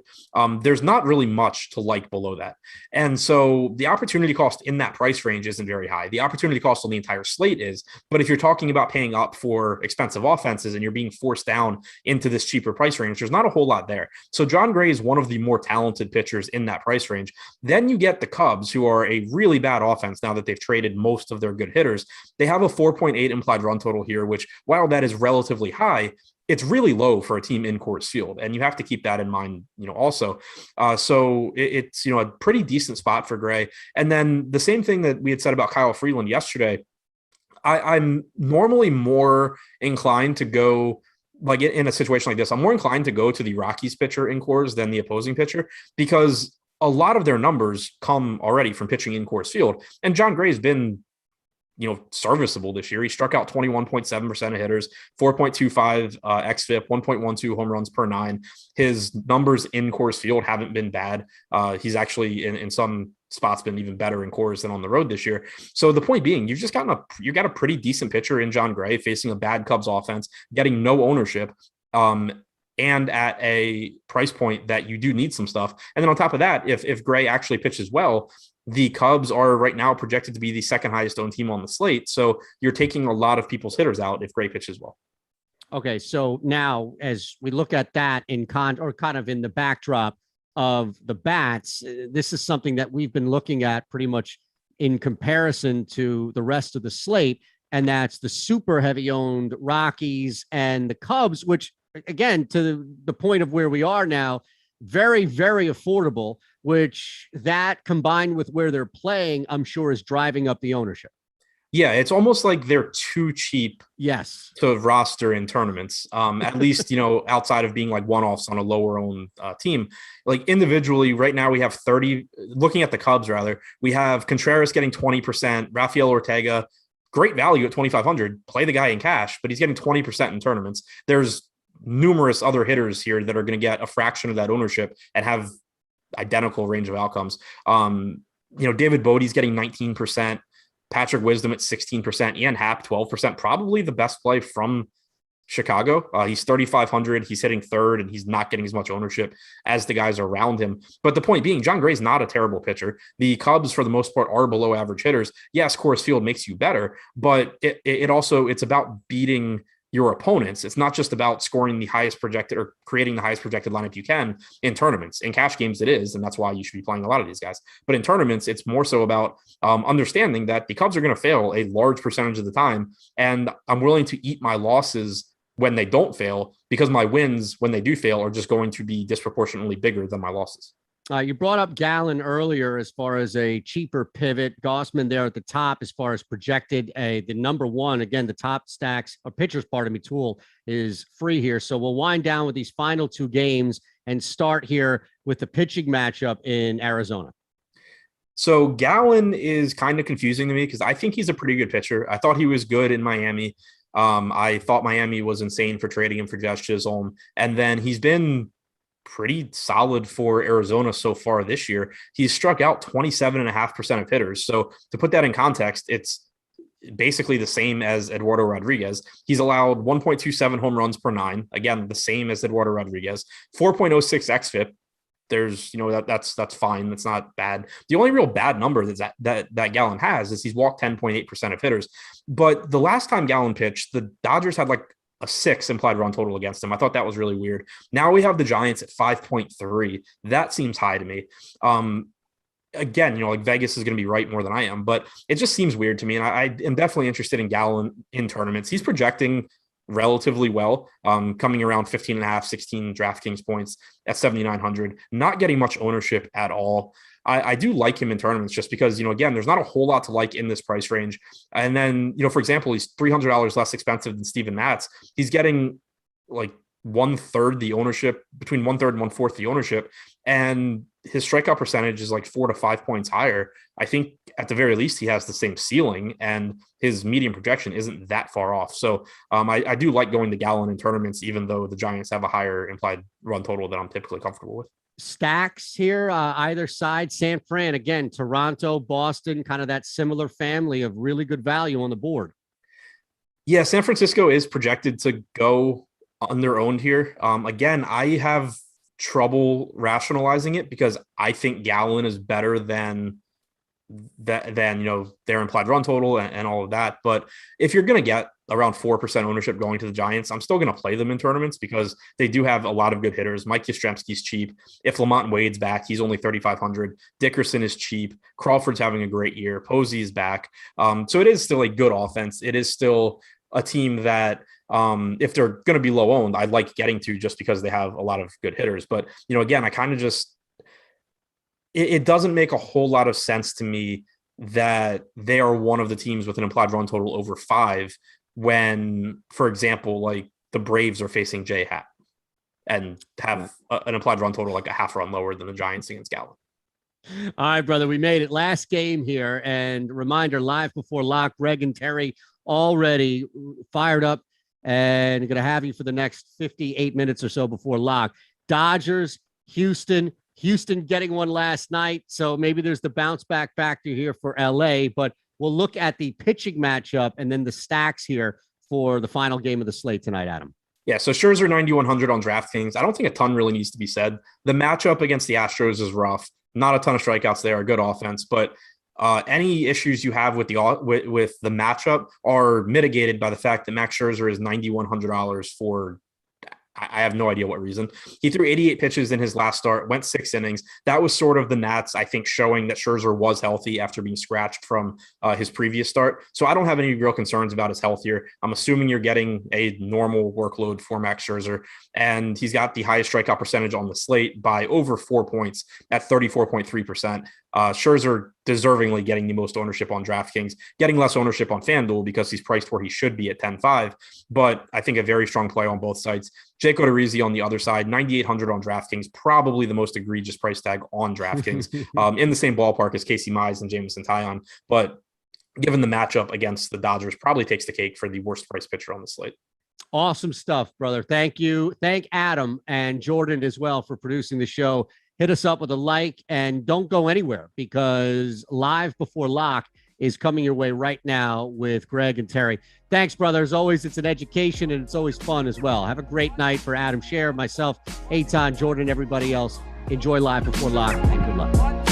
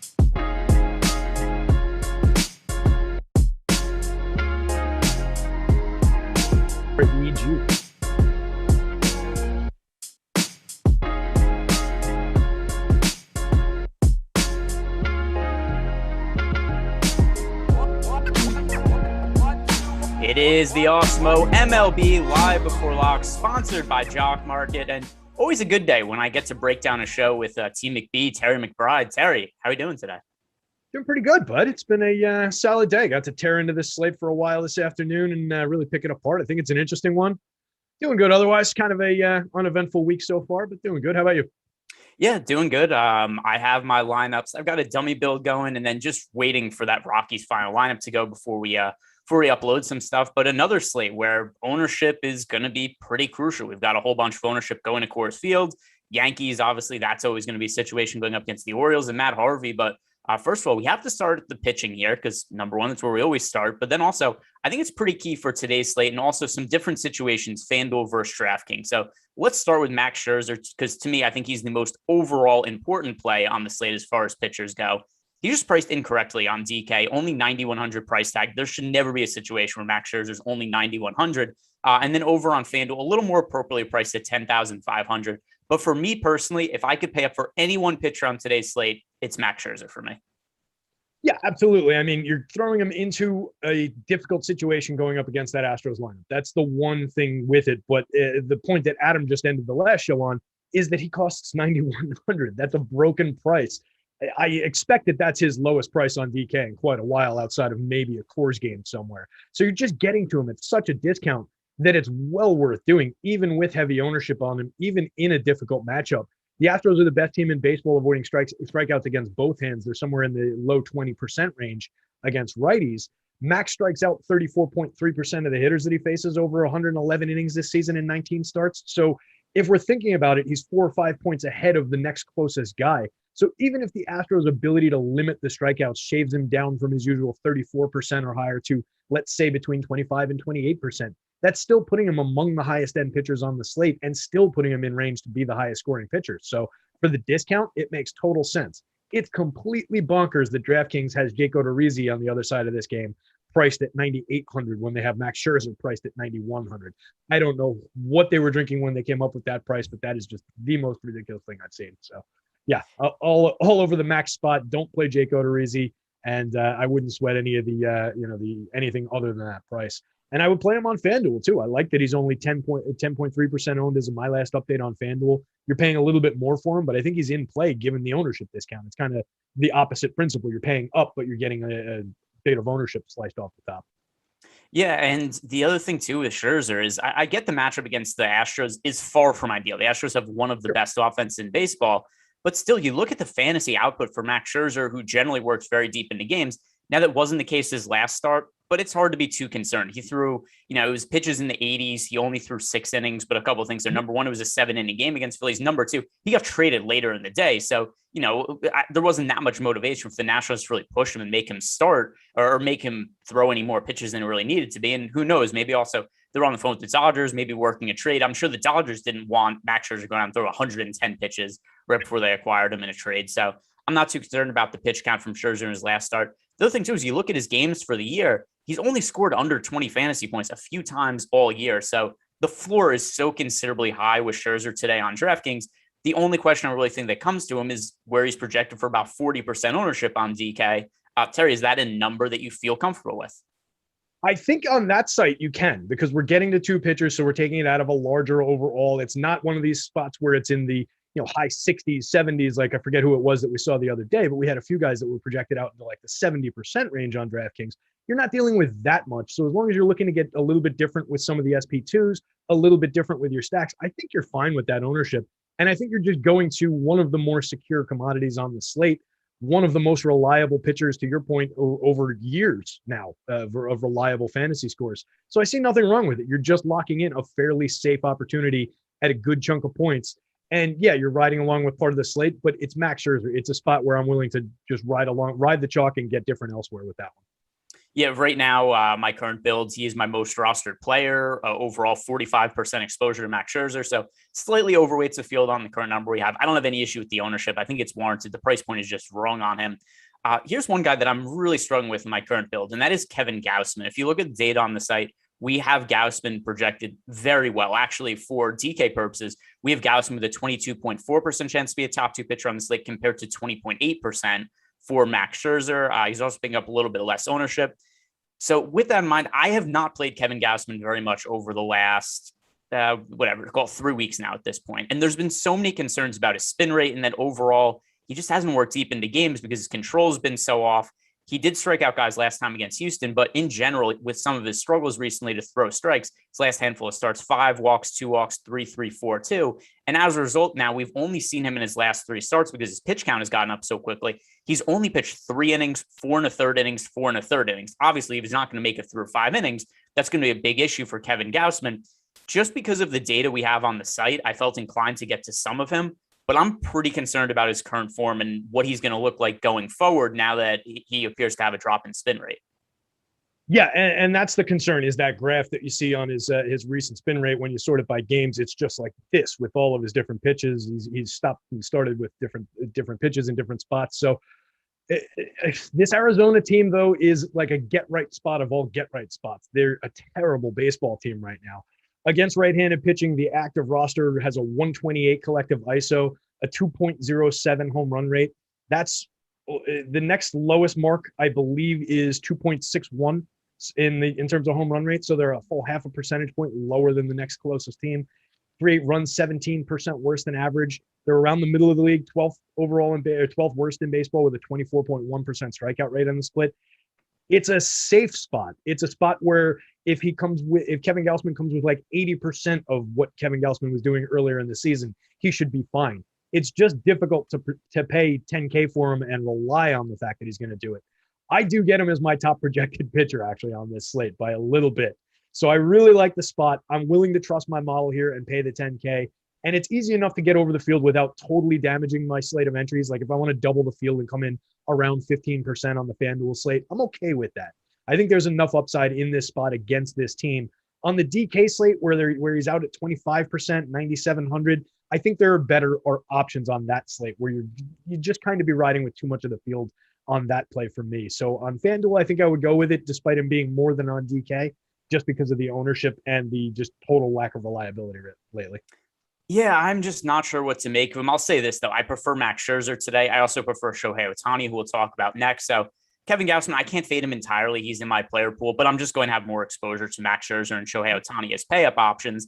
The guy who actually I like the least of the 4 is Lucas Giolito. So I currently have, in terms of my exposure of the high-end guys, it is Scherzer 1 for me, Ohtani 2, Gausman 3, and then Giolito 4. But first, let's talk about Ohtani a little bit because I mean, he's so good. And there's also going to be an impact here is whenever he's pitching, I hate what it does to Los Angeles Angels stacks because then it means you don't get Ohtani in your stack. So for that reason, I didn't end up stacking them. But Ohtani as a pay-up option, where does he rank for you amongst those 4 names that I just threw out? Yeah, so as I shake it out, I'll be curious to see how they sort out, just given where the ownership marks are on those 3 pitchers, Gausman, Ohtani, and Scherzer on the FanDuel slate. Those are my top 3 in some order. I'm not entirely sure. And then Giolito would be 4. And then it gets interesting after that. So I'm not entirely sure which way it'll come out. Given that Ohtani's the lowest owned and he projects like a quarter point behind where I have Gausman and like a quarter point ahead of where I have Scherzer, I expect I'll have a lot of them here in this spot. It's a fantastic spot. To your point, he's been pitching excellent, 30.1% strikeout rate over 80 innings this season. The walks are the concern. 10.8% walk rate is too much. But he cleans it up with the strikeouts. He allows 42.3% hard hits, 6.9% barrel ball rate. So for a pitcher of his caliber, he's got a lower mark than you would expect in that BBB minus K metric that I talk about that's for run creation, sequential hitting opportunities. But he's just so good. He's able to power through it for the most part. And against a team like Texas, significant strikeout spot for him, 24.3% average strikeout rate through that confirmed lineup. Overall on the season, they are a 23.8% strikeout rate against right-handed pitching, 20% worse than average creating runs against righties, 3.2% home run rate in the split, 143 ISO. So they're below average across the board. I really like the upside spot for Ohtani here, and I love the fact that nobody's getting to him on FanDuel. He's a pay up. You're definitely paying a lot for him, but I think there's a couple affordable spots for bats. So I'm happy to get there if the field's not. Yeah, especially on FanDuel where he's only 3% owned. To me, it's just not enough ownership going to Ohtani with the kind of upside he has. I get he's 10,700, which does make him the most expensive pitcher over on FanDuel. It's not an issue for me because when he's on, the upside is so substantial for Ohtani. You know, the one concern is he going to have one of those days where he comes out and can't throw strikes and isn't able to work deep into games? But Maybe that's more of a concern for me for cash games. Certainly in cash, he wouldn't be my top option. It would be more on FanDuel. I think actually my favorite cash play would be Eduardo Rodriguez. On DK, I'd be more inclined to go with Scherzer, and then I don't even know who I'd make as my SP2. I'm only playing GPPs tonight. This is actually an interesting side part of the conversation now. For cash games on DK, who would you be pairing Scherzer with? Because I think Scherzer is the pretty obvious top choice. The second one, though, I have concerns about Gausman. Ohtani's a little bit inconsistent. Giolito is overpriced. Eduardo Rodriguez, I generally don't like to pay $9K for him, even though I love this spot. So who do you think is the ideal SP2 on DK for cash games? How do you feel about Carlos Carrasco for 8,500? Do you think you get 5 innings out of him? I don't mind him for GPPs. I'm about even with the field. That's but say cash. But for cash games, I just don't know how deep he's going to go into the game. That's a risk I generally wouldn't want to take in a cash game. Yeah, that's a very, very good point, and that's the differentiator there. That's a tricky spot. It might be a double pay up spot. It's definitely a double. I think it's definitely a double pay up spot. I just don't know which second guy I feel the best about. I guess I just lean on our data and go with Gausman. Still a plus matchup against Arizona. They have a crappy offense, but it's pretty concerning when Gausman hasn't been able to make it through 5 innings in almost a month now. Yeah, but I mean, if you can have Ohtani for 200 less in a spot that you actually like and similar ownership, why wouldn't you go that way? Because there's so much inconsistency with Ohtani as a pitcher also that it makes it hard for me to trust him. Makes sense. I guess just being the tiebreaker, I'd probably fall on Gausman. I think the easy pay up option for cash games on DK would be Max Scherzer, but then that second guy gets a little dicey. Maybe it'd also be a situation where just build out the rest of the lineup and then whatever salary you have left, you just plug in whichever guy's money fits the next afterwards, because you do have a little bit of a price gap from Giolito and then the other guys. But let's talk about Giolito. Go ahead. That could also drive ownership toward Erod on that spot, because you're still getting Erod 500 less than Ohtani, 700 less than Gausman, and it is still a strong spot that we'll talk about, I'm sure, in a few minutes. But I agree, it's difficult to pay that for Erod, just the way that things have been going in terms of the earned runs, in terms of some of the BABIP numbers and everything. So challenging question though. I like that. That's an interesting thought exercise for this slate. Yeah, I think all these guys present different risks or of different things that knock them a little bit. But let's talk about Lucas Giolito now, because I mentioned before that of the pay up options on the slate, he's my least favorite of the top guys. My current build, I have, 12% exposure to Lucas Giolito. So he's in there, but I'm well under the field on him. I don't love the price point on Giolito. This is a slate where I do feel we're really hurting for salary savings. There are some offenses that are under-owned that I want to pay up for, and there are some cheaper bats that I'm kind of trying to get away from. So I found it a little difficult to get to the price point on Giolito on DK. FanDuel's a little different, where he's priced at 9,200, offers a little bit of salary savings. But I also just overall have concerns about Lucas Giolito, and that he's also been somebody who struggled over the last 6 weeks, relative to expectations for Lucas Giolito. He was one of the favorites to win the AL Cy Young entering the year. Overall, he's underwhelmed. So I'm getting about half as much exposure to him as the field. But what are you doing with Giolito today? Yeah, that's probably about where I'll be with him as well. Overall on the season, you mentioned the recent struggles, and they're completely legitimate. Overall, if we're looking at the season numbers, 15.1% swinging strike rate is very nice. 28.4% strikeout rate puts him near the top of the field. He's allowing a 7.5% barrel ball rate with 35.8% hard hit. So he's reasonably good in terms of some of the contact metrics, but he walks 7.7% of hitters, a few too many there. 1.13 whip is decent in terms of the allowing people on base. 3.80 xFIP on the season, 125 innings and 21 starts. So he typically gives us reliable depth. I'm just a little bit concerned about the recent slate of outings. And I think he's going up against the Kansas City team that's, at least out of like the opposing teams that aren't the Astros, one of the more maybe respectable spots, given that they strike out just 22% of the time against righties. They struggle for power. They struggle for run creation. But in terms of creating actual upside for DFS purposes, you've got a guy whose strikeouts are potentially coming down against a team that doesn't strike out all that much, just got rid of one of their biggest strikeout guys. I kind of think that the Royals overcome it here, or at least, have a game where it's just an average kind of an outing. He strikes out a few, but they put a few on him. Maybe they don't blow him up, but he probably doesn't give us that extreme upside score here. And that's kind of how he's projecting for me. He's behind those other pitchers we've talked about, but ahead of the Drew Smileys of the world, ahead of the Zach Thompsons and Jameson Tyons of the world. Yeah, and that's really the issue I have with Giolito more than anything on the slate. Is it's not that I think Giolito is bad or that I think Giolito can't have a good game today. It's that relative to the other guys who are priced around him, I just rather roster Max Scherzer today. I'd rather roster Shohei Ohtani, and he just falls behind. And I can't. There's only a certain number of roster spots. I can't roster everybody in like 50% of my lineups. So he's somebody who just kind of becomes a victim of the slate to an extent. The other guy who I think is pretty important and also a little bit of a different outlook on FanDuel versus DraftKings, Eduardo Rodriguez, overall should be a good matchup against the Tigers. Their great month of July aside, I still think this is going to be a team that struggles against left-handed pitching going forward. But Eduardo Rodriguez is a guy who his peripheral stats look much better than what his actual ERA is. I'm expecting a lot of positive regression going forward. He's been really unlucky in terms of BABIP, in terms of left-on base rate. All that stuff is going to normalize. If you look at the underlying numbers, you can actually argue this is the best year of Eduardo Rodriguez's career. I know that an ERA over 5 wouldn't indicate that, but I like this as a bounce back for Eduardo Rodriguez. The price point at 9,000, a little bit prohibitive on DK, but it is really hard to ignore a 7,600 price tag for Erod on FanDuel. Yeah, this is a spot I've been looking at for several days now and kind of anticipating. I was hoping he would maybe, based on the ERA that you mentioned, over 5 and indicators like that, I was hoping the public wouldn't really be here, but and with the enthusiasm about Detroit lately, but the public is very firmly here and they're in the right spot. This is a great spot for Erod in terms of the FanDuel slate, going up against the Tigers teams, 5th worst in baseball with a 25.1% strikeout rate against lefties on the season. They've been okay for run creation because of their recent run. They're 5% above average. It's still below average with a 157 team ISO. 3.53% home run rate is slightly below average. So I like the upside for Erod here. And like you said, he's been pitching much better than it might seem like if you're just looking at traditional stats, just looking at the back of the baseball card. He's suffering from a 369 batting average on balls in play against, 64% left on base percentage. It's just been ugly in terms of happenstance, in terms of luck.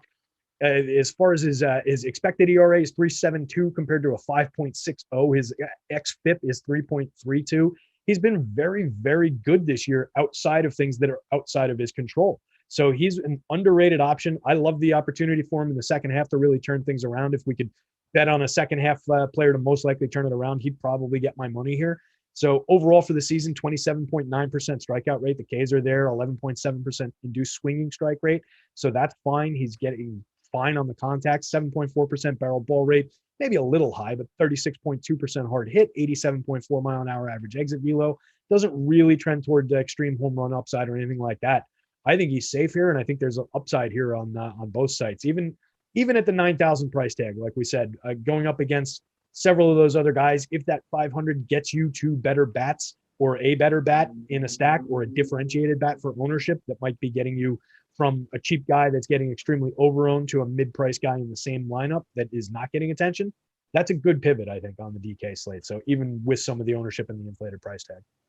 Yeah, it's a guy who I've been high on Erod for a very long time. It's gotten mixed results, especially the one that was most annoying to me was the game where he pitched like 1 inning and left with migraine. Yeah. But then there's also been spots, one of my better slates in the last month or so was that start he had against the Yankees, where he totally shut them down. The Yankees were really popular against him. I like this spot going back to Erod against the Tigers. So somebody I'm a little bit overweight to the field on. That kind of covers the high end guys. Which other guys in this upper mid-tier type price range do you have your eye set on? I know you mentioned Carlos Carrasco before. Yeah, I think Carrasco at least warrants talking about. He's a high-end pitcher. He's been on the injured list all season long. Just came back last week. He threw 4 innings, struck out a handful of guys, didn't qualify for the win, obviously only throwing 4, but they're talking about already, letting him roll a little bit longer, stretching him out more. They were really limiting him coming back just because he's a guy who hasn't pitched a ton over the last couple of years. With the short season last year, he had leukemia, I believe it was, before that. So, I mean, there were all just sorts of issues with Carrasco. So just getting him back slowly but surely, but he projects out really well for me in this matchup against Miami. 8,200 on FanDuel, 8,500 on DK, not getting that much ownership attention. If I give him 5 innings in my model, he projects as one of the higher end pitchers in this spot going up against a really weak Miami team. Miami, we looked at it earlier in Slack because somebody said they're not sure if they wanted to go up against a decent lineup like Miami's, and I just had to counter that with the fact that against right-handed pitching, 128 ISO collectively, bottom of the league, 24.5% strikeout rate in the middle of the league, 19% below average creating runs against righties, and a 2.69% home run rate. That's one of the worst in the league. This is an absolute smash spot for most pitchers. For Carlos Carrasco, assuming full health, it would be a great spot. Assuming we can get 5 innings from him, I like it. I think it's a tournament play, and it's worth making given the price and the ownership discount. So I'll have some. I don't need to go overboard with it because he's only under 2% owned on the FanDuel slate, 10% on DK. So you can be reasonable about your shares, but I think it's an upside spot. Yeah, and here's what was the most positive sign I think the Mets got out of Carlos Carrasco is that first start against the Reds. We had no clue what to expect. Like you said, this is a guy, he's had elbow injuries, he's had shoulder injuries. He had leukemia, I think that was a year and a half ago at this point. Yeah. He hadn't pitched at all this year. So the number one thing I was keeping an eye on in his first start, beyond just what the pitch count was and what kind of release the Mets were going to give him, was the velocity. Because anything could happen when a guy goes out and pitches 3 or 4 innings. You know, you could get lucky, you could get unlucky. But the one thing that's going to be telling is, what does his velocity look like? And his velocity was pretty much in line with what we've seen over the last few years.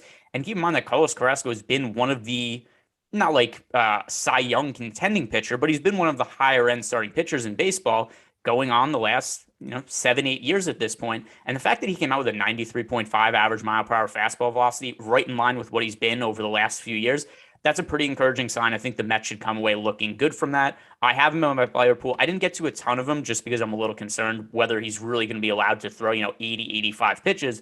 And there are some contrarian spots for a little cheaper I end up getting to, but no issue with me with Carlos Carrasco. I think that he is, I think he's a fine play in the context of this slate. Now I have some goofy contrarian plays I'm getting to at a fairly high clip, but I'm going to ask you first, which contrarian pitchers are making it into your lineups today? Well, I accidentally hand-built one that had Matt Harvey in it going up against Yankees on FanDuel, which I need to change. I don't expect a very good start out of Matt Harvey. I know he's had a couple decent ones in a row, but just going up against that newly reformed murderers row in the Bronx in that ballpark, I don't expect good things from Matt Harvey here. So he wouldn't really be in the conversation. The guy who kind of projects well for me is Zach Thompson on the other side of that Mets-Marlins game. He's in the 7,600 price range on FanDuel, 7,000 on DK. I think he's at least playable, 25.9% strikeout rate over his 38 2/3 innings, 4.08 xFIP, induces 12.4% swinging strikes.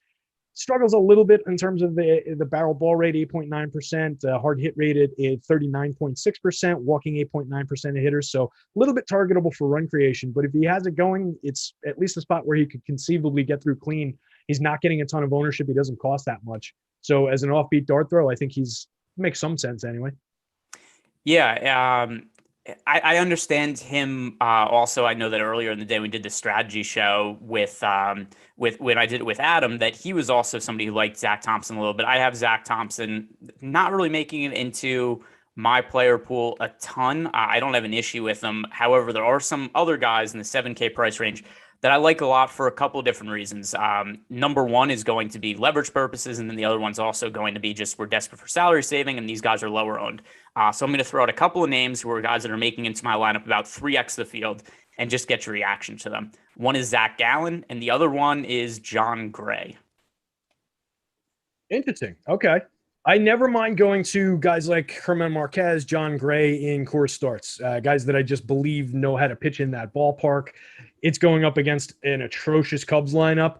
I was getting to some Cubs just because they're pretty low owned for a Coors game on the other side of this one, at least on the FanDuel slate. It looks like they picked up some DK ownership since I last checked. A lot. But yeah.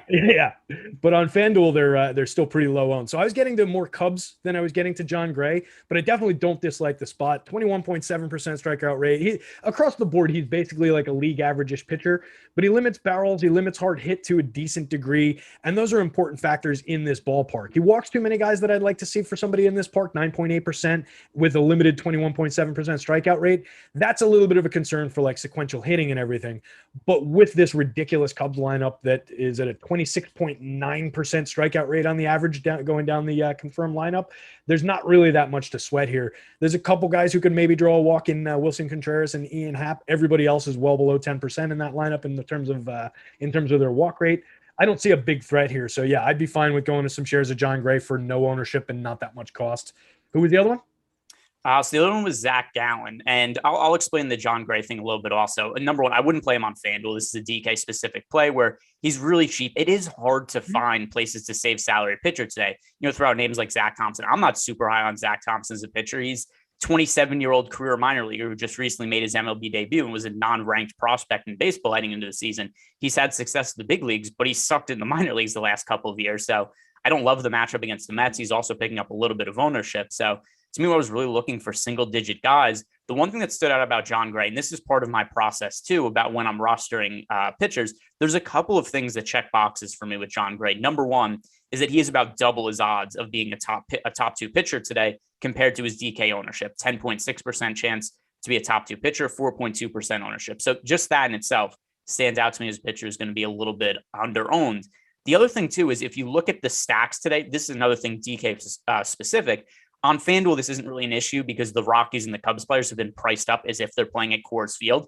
On DK, they aren't. So as a result, we just have crazy amounts of ownership going to the Cubs and the Rockies. If you look at our top stacks tool, most teams are about fairly owned, with the exception being the Rockies, who have a negative 14.5% ownership leverage score, and the Cubs at negative 6.8%. So we have the Cubs with a 14% projected ownership, a 7% chance to be a top stack.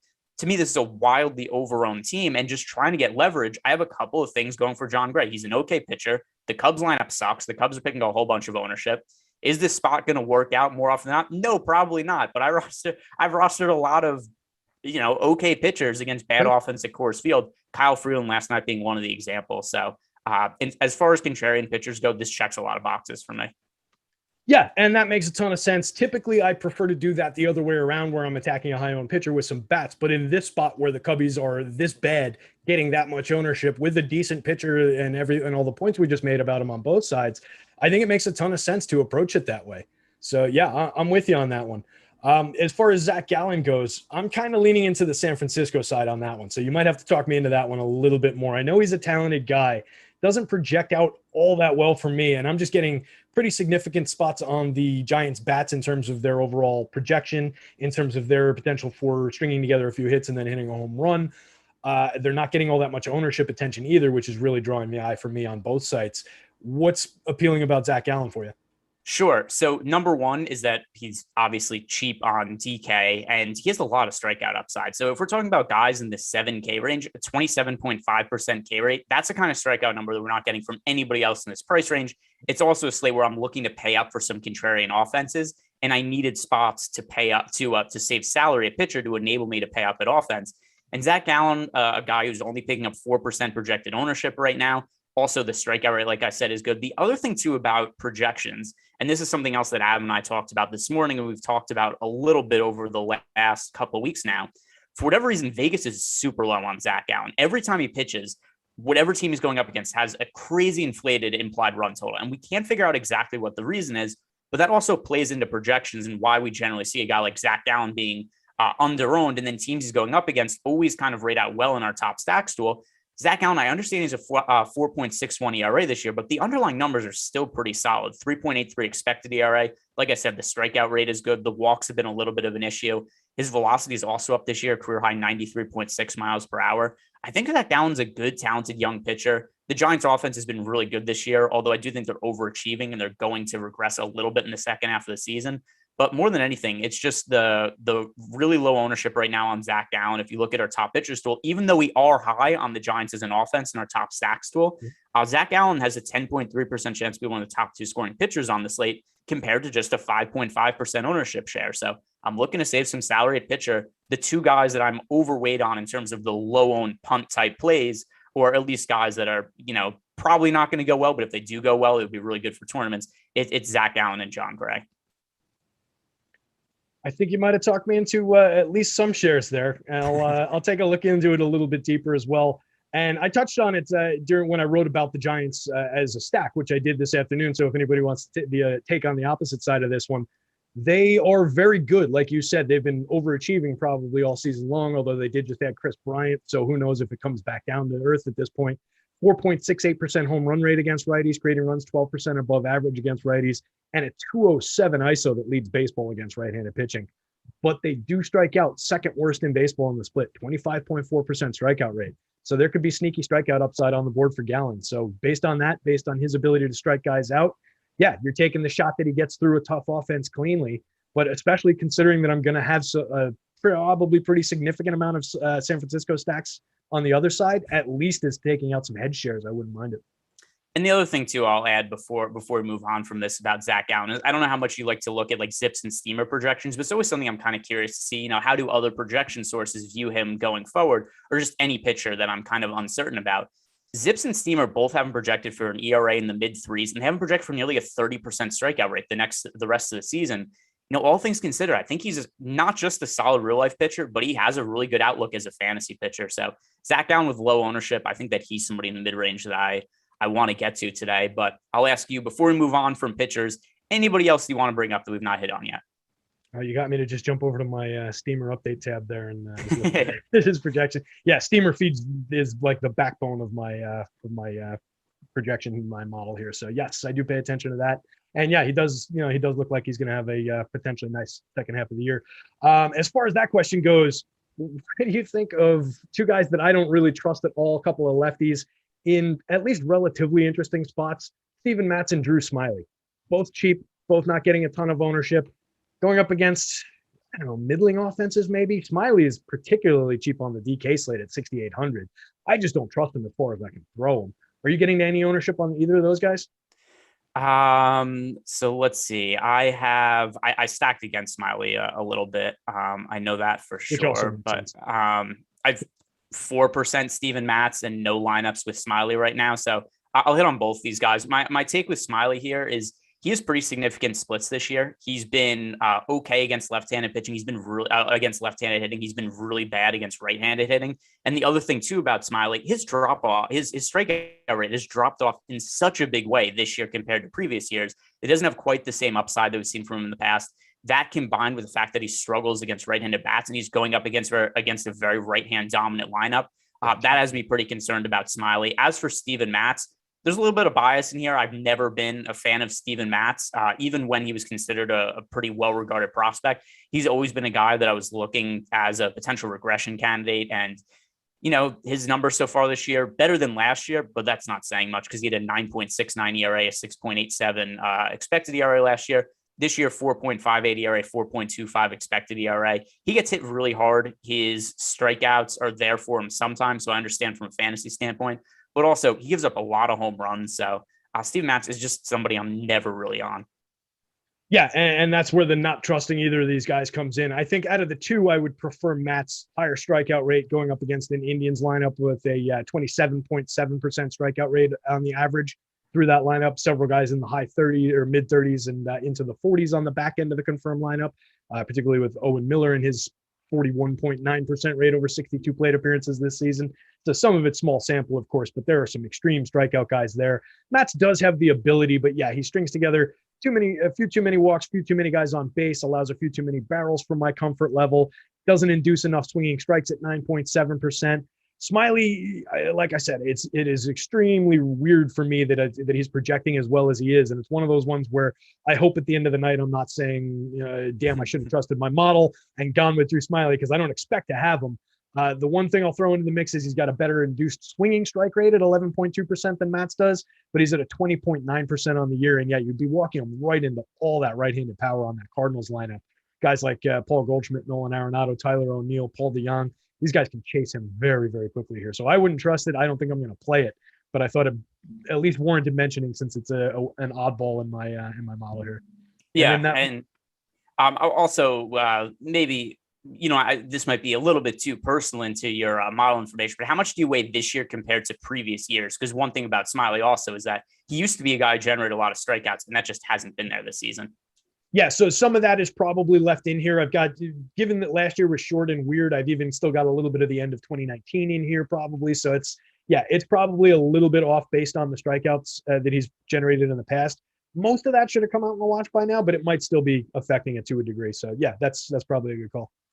All right. Today's show, guys, is sponsored by Jock Market. If you guys aren't familiar with Jock Market, you don't have to worry about any of the stuff we worry about some other sites. We don't have to worry about ownership. We don't have to worry about lineup construction, stacking for baseball. None of that's a consideration. Jock Market is just a stock market, but with players, and you buy them in an IPO period before the game starts. And then even after the slate begins, you could still buy and sell players. So if there's somebody you really like that's gotten off to a slow start, maybe you could buy low on them. Somebody starts hot and you have them in your lineup. You want to sell high on them. That's also an option. It's a totally different way to play daily fantasy sports and something really fun to try out. If you guys are new to Jock Market, head on over to the site, make your first deposit using the promo code Awesemo, get up to a $50 deposit bonus.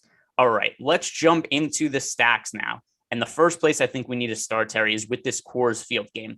Now, first we have to mention this wildly different outlook on Coors Field, FanDuel versus DraftKings, because DraftKings, all of the ownership in the world is going to the Cubs and the Rockies. We currently have, and I'm going to refresh to make sure I have this correct, but nearly half the field is stacking the Cubs and Rockies today. So we have a 23.8% ownership share on DK going to the Rockies, 13.9% ownership share going to the Cubs. So, I mean, we're looking at nearly half the field stacking this game. So starting with DK, and then we'll talk about FanDuel. What do you make of these teams and all the ownership they're getting? And by the way, bad offenses over on DraftKings.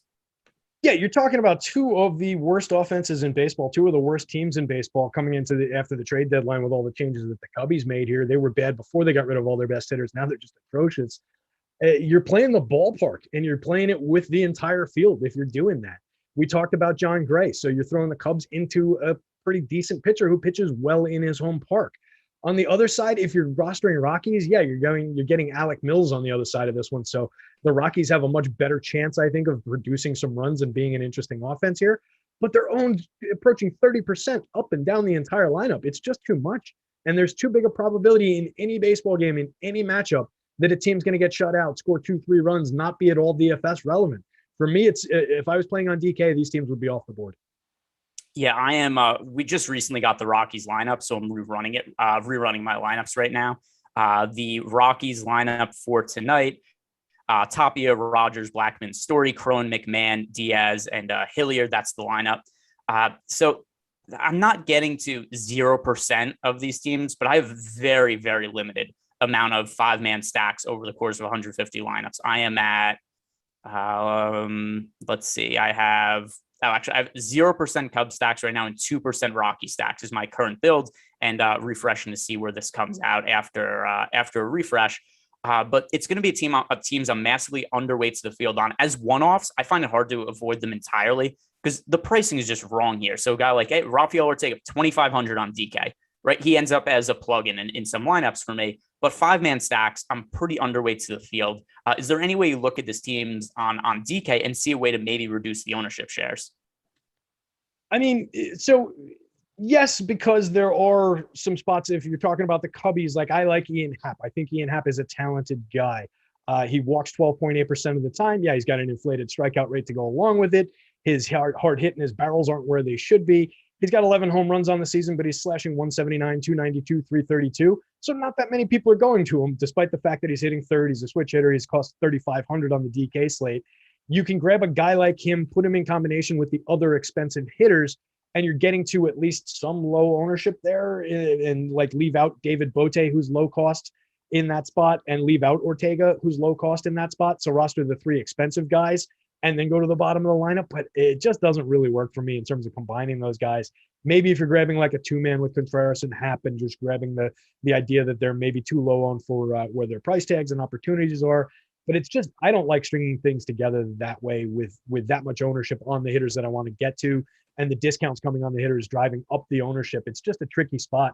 On the Rockies side, I don't see a good way to put this together really. And even for one-offs on the Rockies side, grabbing a 30% owned Trevor Story does nothing for me. 25% on CJ Cron. These guys are too popular. Yeah, that's I once again, I have, let's see, some of these guys, yeah, like I have, but like 7% of a guy here or there, Trevor Story, maybe I get to like 12%. So they're in the player. I'm just massively underweight to this entire spot. So listen, if you're playing cash games, load up on this game on DK. The pricing is wrong. But for tournament purposes, it's just not likely that these teams combine for a 41% chance to be the top 2 scoring teams. And there's a whole bunch of other spots to look at that just have better leverage scores. So I'm going to be looking elsewhere with some of my stacks. It is absolutely going to be what makes or breaks me today, but that is generally the way that MLB DFS goes. But now talk to me about them on FanDuel, where they have a much different outlook. Yeah, so the situation is very, very different over there. You're still getting a lot of ownership on the Rockies side because they're still facing Alec Mills over there. So everybody's just kind of targeting that guy. He's just a punching bag of a pitcher, 16.8% strikeout rate, 5.2 in my BBB minus K because he's got a 4.4% barrel ball rate, which is actually pretty good. Walks 7.2% of hitters, but he's just targetable based on the inability to get out of jams if he puts guys on base via a base hit, via the free pass. He's got a 1.42 whip, so guys are constantly on base against him. Only induces a 6.9% swinging strike rate.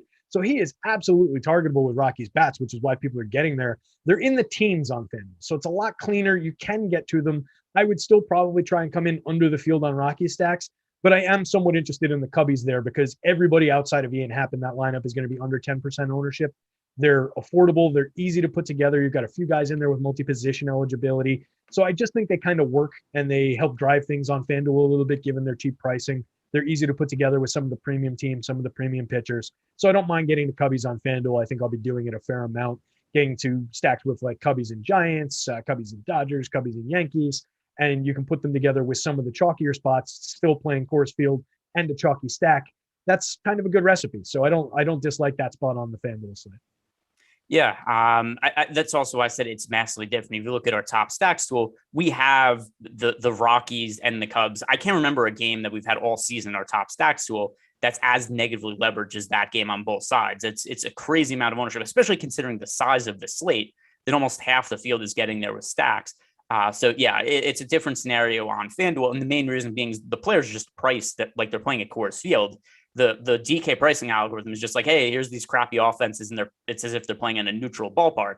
They have the prices, so that's what's driving a lot of the ownership there. But now, tell me, what are some of the spots that you're looking to be overweight to offenses today? So we talked on in San Francisco a little bit, and that's one of my go-to spots for sure. They came up earlier in the day, and it looks like it's still true across both sites as one of the more positively leveraged teams, one of the positive opportunities. So I really like that spot. I wrote it up this afternoon, so it's in my tournament strategy article, which is free on the site if you guys want to give that a little bit of a click and check out the full feature over there. But just jumping into pulling up the lineup here, if you get Lamont Wade up at the top of the lineup, I like him as a starting point. Chris Bryant makes a ton of sense. Obviously, Mike Yastrzemski. Buster Posey is having one of the best seasons in recent memory for him, at least, if not of his career. 329, 424, 544, 215 ISO, creating runs 62% ahead of average. On FanDuel, he costs $3,300 and he's owned less than 3% of the time. That's a mistake cleaning up. If you get Alex Dickerson in that 5 spot, I like him. He's only $2,100 on the FanDuel slate, hits lefty, decent top 202 ISO, 11 home runs on the season. I just really like this lineup. You get, it was 7 out of 8 hitters have a WRC plus above average, above 100, and 6 out of the 8 hitters and the first 6 hitters in the lineup have an ISO above 200. And then you get to Wilmer Flores, who's at 197. There's just a ton of pop in this lineup. They create runs. They do a lot of things right. So I like getting to the Giants here. That's one of my go-tos going up against Gallen. Yeah, and we're going to be on the opposite side of this one, and there aren't that many things we've disagreed on. But I mean, we talked about pitchers before. One of the main reasons I'm on the other side is I just look at some of the Vegas data, and I think it's wrong on Zach Gallen. I just think they way underrate him as a pitcher. We saw something similar when he went up against the Dodgers last week. The Dodgers had a team total of like 6 runs going up against Zach Gallen last week. And that is something that's going to cause a lot of projection models to go like, hey, look, this guy looks like a really good play. And on one hand, I get why that would be the case, but it's just, to me, Gallen getting a little bit underrated by Vegas books. And since there's so many projection models that are going to be reliant on that Vegas data, if I feel differently than Vegas about any one individual pitcher, it's going to mean that I'm on a pitcher or offense in a little bit different way than the field. The Giants do rate out as being a little bit under-owned in our top stacks tool, and they're not picking up that much ownership. So that's reasonable, but I'm going to be higher on the Zach Gallen side. For me, the offense that I am highest on today right now, which actually right now it's going to be the highest on because there's 10 minutes until the slate locks here and my lineups are just about set in, but I'm really high on the Toronto Blue Jays today. I think that if you look at some of the ownership going to them, it's really low. And the reason being is because the way that everybody's building their lineups, particularly on DK today, everybody's saving salary with the cheap bats in Colorado and the Cubs and just paying up for pitching. So I think the easiest way to build lineups that are just totally different in the field today is you pick out some of these higher price stacks that have a good probability of being a top stack, like the Toronto Blue Jays. We have the Blue Jays today with an 8% chance to be the top scoring team on the slate, second best odds just behind the Colorado Rockies. But here's the difference. The Blue Jays are projected for 2.2% ownership today. The Rockies are projected for 24% ownership. So as bad as the Rockies offense is, they're not going to outscore the Toronto Blue Jays 11x the amount of time if this slate is played out, 100 times or whatever. So the Toronto Blue Jays, I get it. They don't fit into the build that most people are looking to make, but I'm taking some stands on some contrarian pitchers like Zach Gallen, John Gray, and I like paying up for the Toronto Blue Jays. I understand that if you're looking to pay up for Max Scherzer, Lucas Giolito, Kevin Gausman, that's a little restrictive, but I'm getting different in playing the Blue Jays. They have the best positive leverage score in our top stacks tool today. Yeah, and that's a fantastic spot. I mean, why? Just thinking about those two teams in terms of just put them in a vacuum, forget the ballpark for a minute because everybody's playing that ballpark out in Colorado. Which one of those teams would you rather have? The one that's excellent from top to bottom or the one that's one of the worst teams in the league? It just makes sense to go to that team. So, yeah, I really like that spot. You're throwing them up against JC Mejia there, who is very, very targetable in terms of just a 21.5% strikeout rate, a 9.5% walk rate, 7.4% barrels, allows a 46.7% hard hit rate in his 45 innings this year. Somewhat small sample, but I mean, it's getting to at least, it's over 10 starts. So there's at least a little bit of meat on the bone there to say that this is who this pitcher is. You're getting a lineup that features George Springer, Vlad Guerrero, Marcus Semien, Bo Bichette, Teoscar Hernandez, Corey Dickerson in this lineup now out of nowhere. Surprised the hell out of me yesterday when I saw him there. Min Price, Corey Dickerson on the FanDuel slate. I can take some shots on that. Grichuk. I don't necessarily need Breivik Valera and Reese McGuire on the back end of it, but if you need some salary offset, they're fine to throw into the mix in a couple versions of your stack. But focus on the top 7 hitters, and you should have a pretty good night here with this team, I think. I love Corey Dickerson today. Corey Dickerson, a guy who we've seen actually be an elite hitter at points in his career. Obviously hasn't been the case lately, but I still believe in the overall hitting talent of Corey Dickerson. Now we're plugging him into the middle of a really talented offense. He's hitting 6th today. He's really cheap on DraftKings and FanDuel. No ownership going towards him. The other thing with JC Mejia also is even if he's been, okay as a pitcher this year, he's really struggled against left-handed power. So I think Corey Dickerson, really good upside spot, projecting for right around 1% ownership. I'm way overweight to the field on him. And the other thing, too, is if we are stacking the Blue Jays like I am, there's a lot of expensive hitters in that lineup. I need to save salary somewhere. So guys like Reese McGuire, Corey Dickerson, those are guys that ultimately end up making it into my lineups to offset some of the more expensive bats. But now walk me through some of your other stacks today. That's probably my biggest stand of the day in terms of stacks. I'm very, very heavily overweight to Toronto. That is my most rostered stack today. Which is the team that you are getting the most of, just overall? So I've got a multi-way tie because I cut it pretty thin on what I allow Fantasy Cruncher to come through, and I haven't filtered it yet to see what I'm going to actually put in. But as far as what came up in the crunch, it's Boston, the Yankees, Phillies, the Braves up at the top. The Braves are one of those teams that stand out to me as a very, very good spot again today. They also fit pretty well together if you've got enough of a discount at pitching. The Braves and the Yankees fit very well together. The Braves and the Blue Jays fit pretty well together. So they're an interesting team just to roster, just given where the quality is on that team. They've got interesting bats in different spots than some of the other squads have. Or like a team like the Yankees, you can move several of the middle infielders around and just put them together in a lot of interesting, unique combinations. So I really like the way that those teams are appearing at the top of my board and the way that they thread together.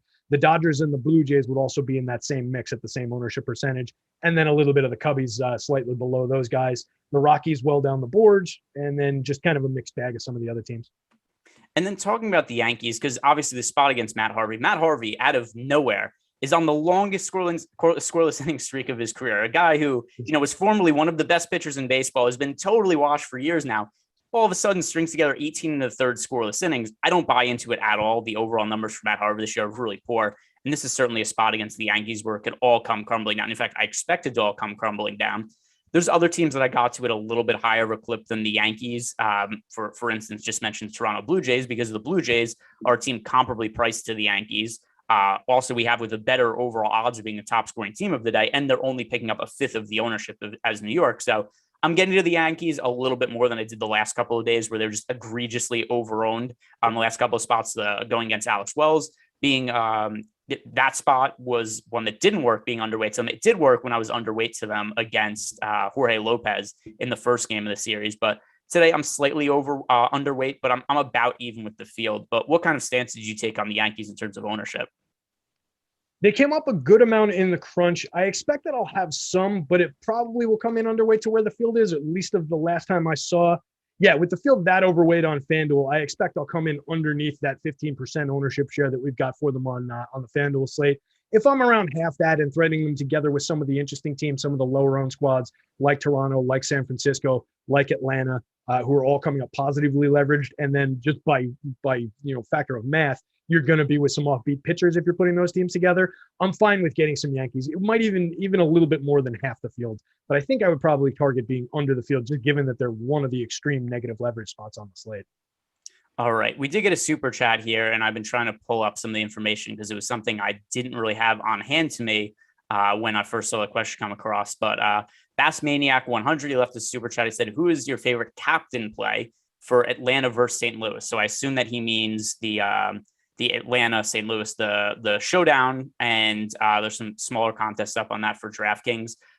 Terry, I assume that you were not prepared to answer this question because I know I wasn't when it first came up. So I don't like a lot of times in showdown modes. I do like rostering pitchers in the captain spot. I don't feel good doing that with Drew Smyly or Jay Happ. So I'm looking at a lot of either the right-handed power for the St. Louis Cardinals or the right-handed power for the Atlanta Braves going up against Jay Happ. So the guy on the Braves that I think has one of the best chances at a home run today is Ozzie Albies. That would be my choice if I was going with somebody from Atlanta. If I was going for somebody from St. Louis, would be Paul Goldschmidt. But I'm going to say Ozzie Albies overall offers you a little bit of salary savings off those guys at the top. But yeah, definitely a game that I expect to have a little bit of run scored, and I don't like either of the pitchers.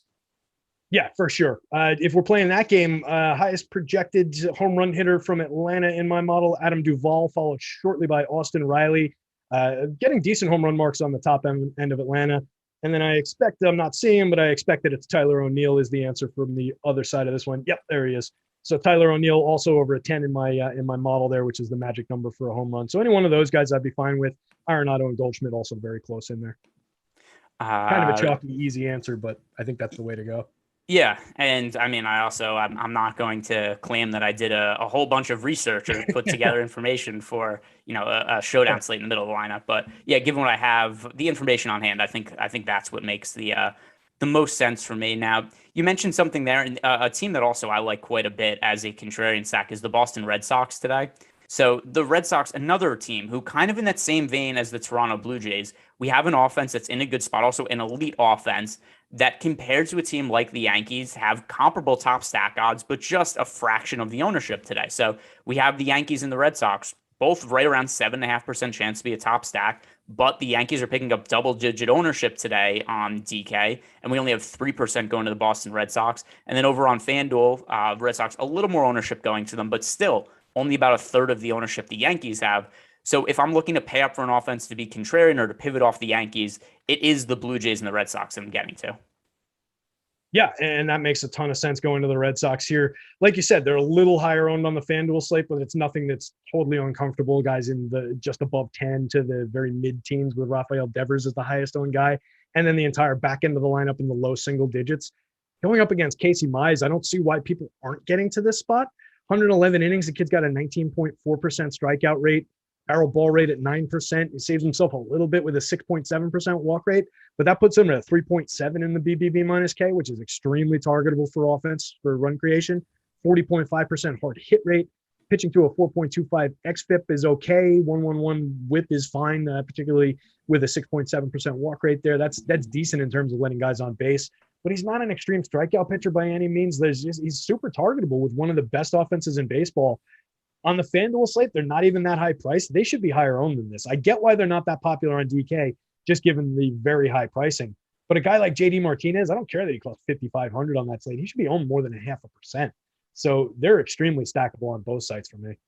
Yeah, and it's kind of interesting too, because Casey Mize's numbers, he's an okay ERA, but his peripheral stats are terrible. But on the other side, and people aren't getting the Red Sox, but on the other side, people are still getting to Eduardo Rodriguez, even though his actual stats are poor, but his peripheral numbers look good. So it's kind of inverse thinking by the field here. But the other thing, too, is I think that there's so much groupthink going on this slate where if people are paying up for offense, they're just going to, all right, the Yankees. And that goes for FanDuel, that goes for DraftKings also. People say Yankees against Matt Harvey. People have the salary to spend up for offense. Everybody's gravitating towards the Yankees. And as a result, there's just no ownership going to the Blue Jays or the Red Sox. So that's something that makes them a good pivot. And once again, it's going to put you on a totally different build in the field if you're stacking a team like the Blue Jays or the Yankees. So we have about 5 minutes to go here. So let's go through. Give me one more stack that you're on for today, Terry, and then we'll do some prop picks, maybe a home run pick, and we'll close this out. I like it. So let's see. We talked about the Braves a little bit. It looks like a team that's coming up for me that I didn't really consider throughout the day that much, but I'll jump over to them and see if we can talk it through and figure out why. Is actually the other side of the Blue Jays game with the Indians a little bit here, going up against Steven Matz. Wasn't expecting to get to this spot, but it looks like I'm pulling some pretty decent home run marks around Jose Ramirez, Franmil Reyes, Bobby Bradley in the middle of that lineup. And then you've got a couple respectable hitters with Oscar Mercado, Ahmed Rosario, bookending those guys. If you wanted to mix in some cheap Miles Straw up at the top, he's up to a 334 on base, which puts his wheels in play, 18 stolen bases on the season. You also get 11 stolen bases from Rosario, 11 from Jose Ramirez. So there's at least a few interesting threats for getting on base, creating runs against a guy that we both said we don't necessarily trust. He's been pitching fairly well, striking out some hitters, but he's also relatively targetable in terms of putting guys on base, not having an extreme strikeout rate, allowing some barrel balls, allowing some home runs. He's been targetable throughout his career for home run upside. So I think the Indians are a little bit interesting, and they're not getting any ownership at all. They're not very difficult to afford. They click together fairly well with some of these other teams. Are they on your board at all? Very small amount. Like I said, I don't like Steven Matz. Something actually in the most recent run of ownership we got, Steven Matz actually went up to 15% ownership. So that was something that for me drove my ownership to Cleveland, to being a team that I wasn't getting at all, to I got like 4% of his stack. So it's a small part of my player pool. I don't love their offense overall. The only reason I even got some at all was because Steven Matz started to pick up ownership closer to lock. So I don't mind the little bit of leverage they offer, but it's a weak offense, especially after they kind of tore things down after the All-Star break. But I mentioned I'm pretty anti-Steven Matz, so I don't have an issue with it. Yeah, and that's probably what's driving some of it in my filtering process here too. That one came out after the filter, so I'm just copy-pasting some lineups across here real quick. So bear with me just a half a second. No, all good. I'll let you do that, and I'll go over to our top props tool. And I'll pull up an MLB bet, and I'll talk through this a little bit while you get the time to upload your lineups, because we only got 2 minutes until lock, so I want to make sure you get those in. My lineups all set and ready to go. But one of my favorite overall bets for today, and something that rates out really well on our props tool, betting tool here, which by the way is free to use over at Awesemo.com. Really helpful tool if you're looking to place MLB prop bets, because it gives you what the odds are. Also uses Odd Shopper, where you can compare odds at all the books that are available in your area. And then you can see that number one, you're getting the best possible price available. Then you also get an expected win rate, expected ROI with some of these bets. So Jameson Taillon, who I don't understand his pricing anywhere in the industry. His number in terms of strikeouts today at sportsbooks, over under 6.5 strikeouts. We have that hitting the under an 83% rate. There's a little bit of juice, but still 35% ROI on the under 6.5 for Jameson Taillon. That's a bet I like. And then also the overall pricing for Taillon today, $10,200 on DraftKings. That is an absolutely baffling price tag. So Taillon appears to be a little bit overrated everywhere today, but under 6.5 strikeouts, that looks like a good prop to take a taste on. So what do you think of less than 6.5 for Taillon? I like it. I've got him projected at 5.83 the way my model does things. So yeah, I've got him projected for under. I also do not understand the pricing whatsoever. I know he's been pitching better over his last 4 or 5 starts overall, but just not another guy that I don't trust. I've watched most of his starts this season. It looks shaky at best when he does have it, when he's on and the numbers are there. And when it's not there, it's been bad. And this Orioles lineup is, they're okay. I struggle to say they're good, but they're around league average, 157 ISO, 24% strikeout rate, 3.30% home run rate. Where they struggle is creating runs, 13% below average there. But for the other things, for power, for the lack of strikeouts, they're around the league average. So it's not a killer spot for him either. The DK price is ridiculous. I don't understand that at all.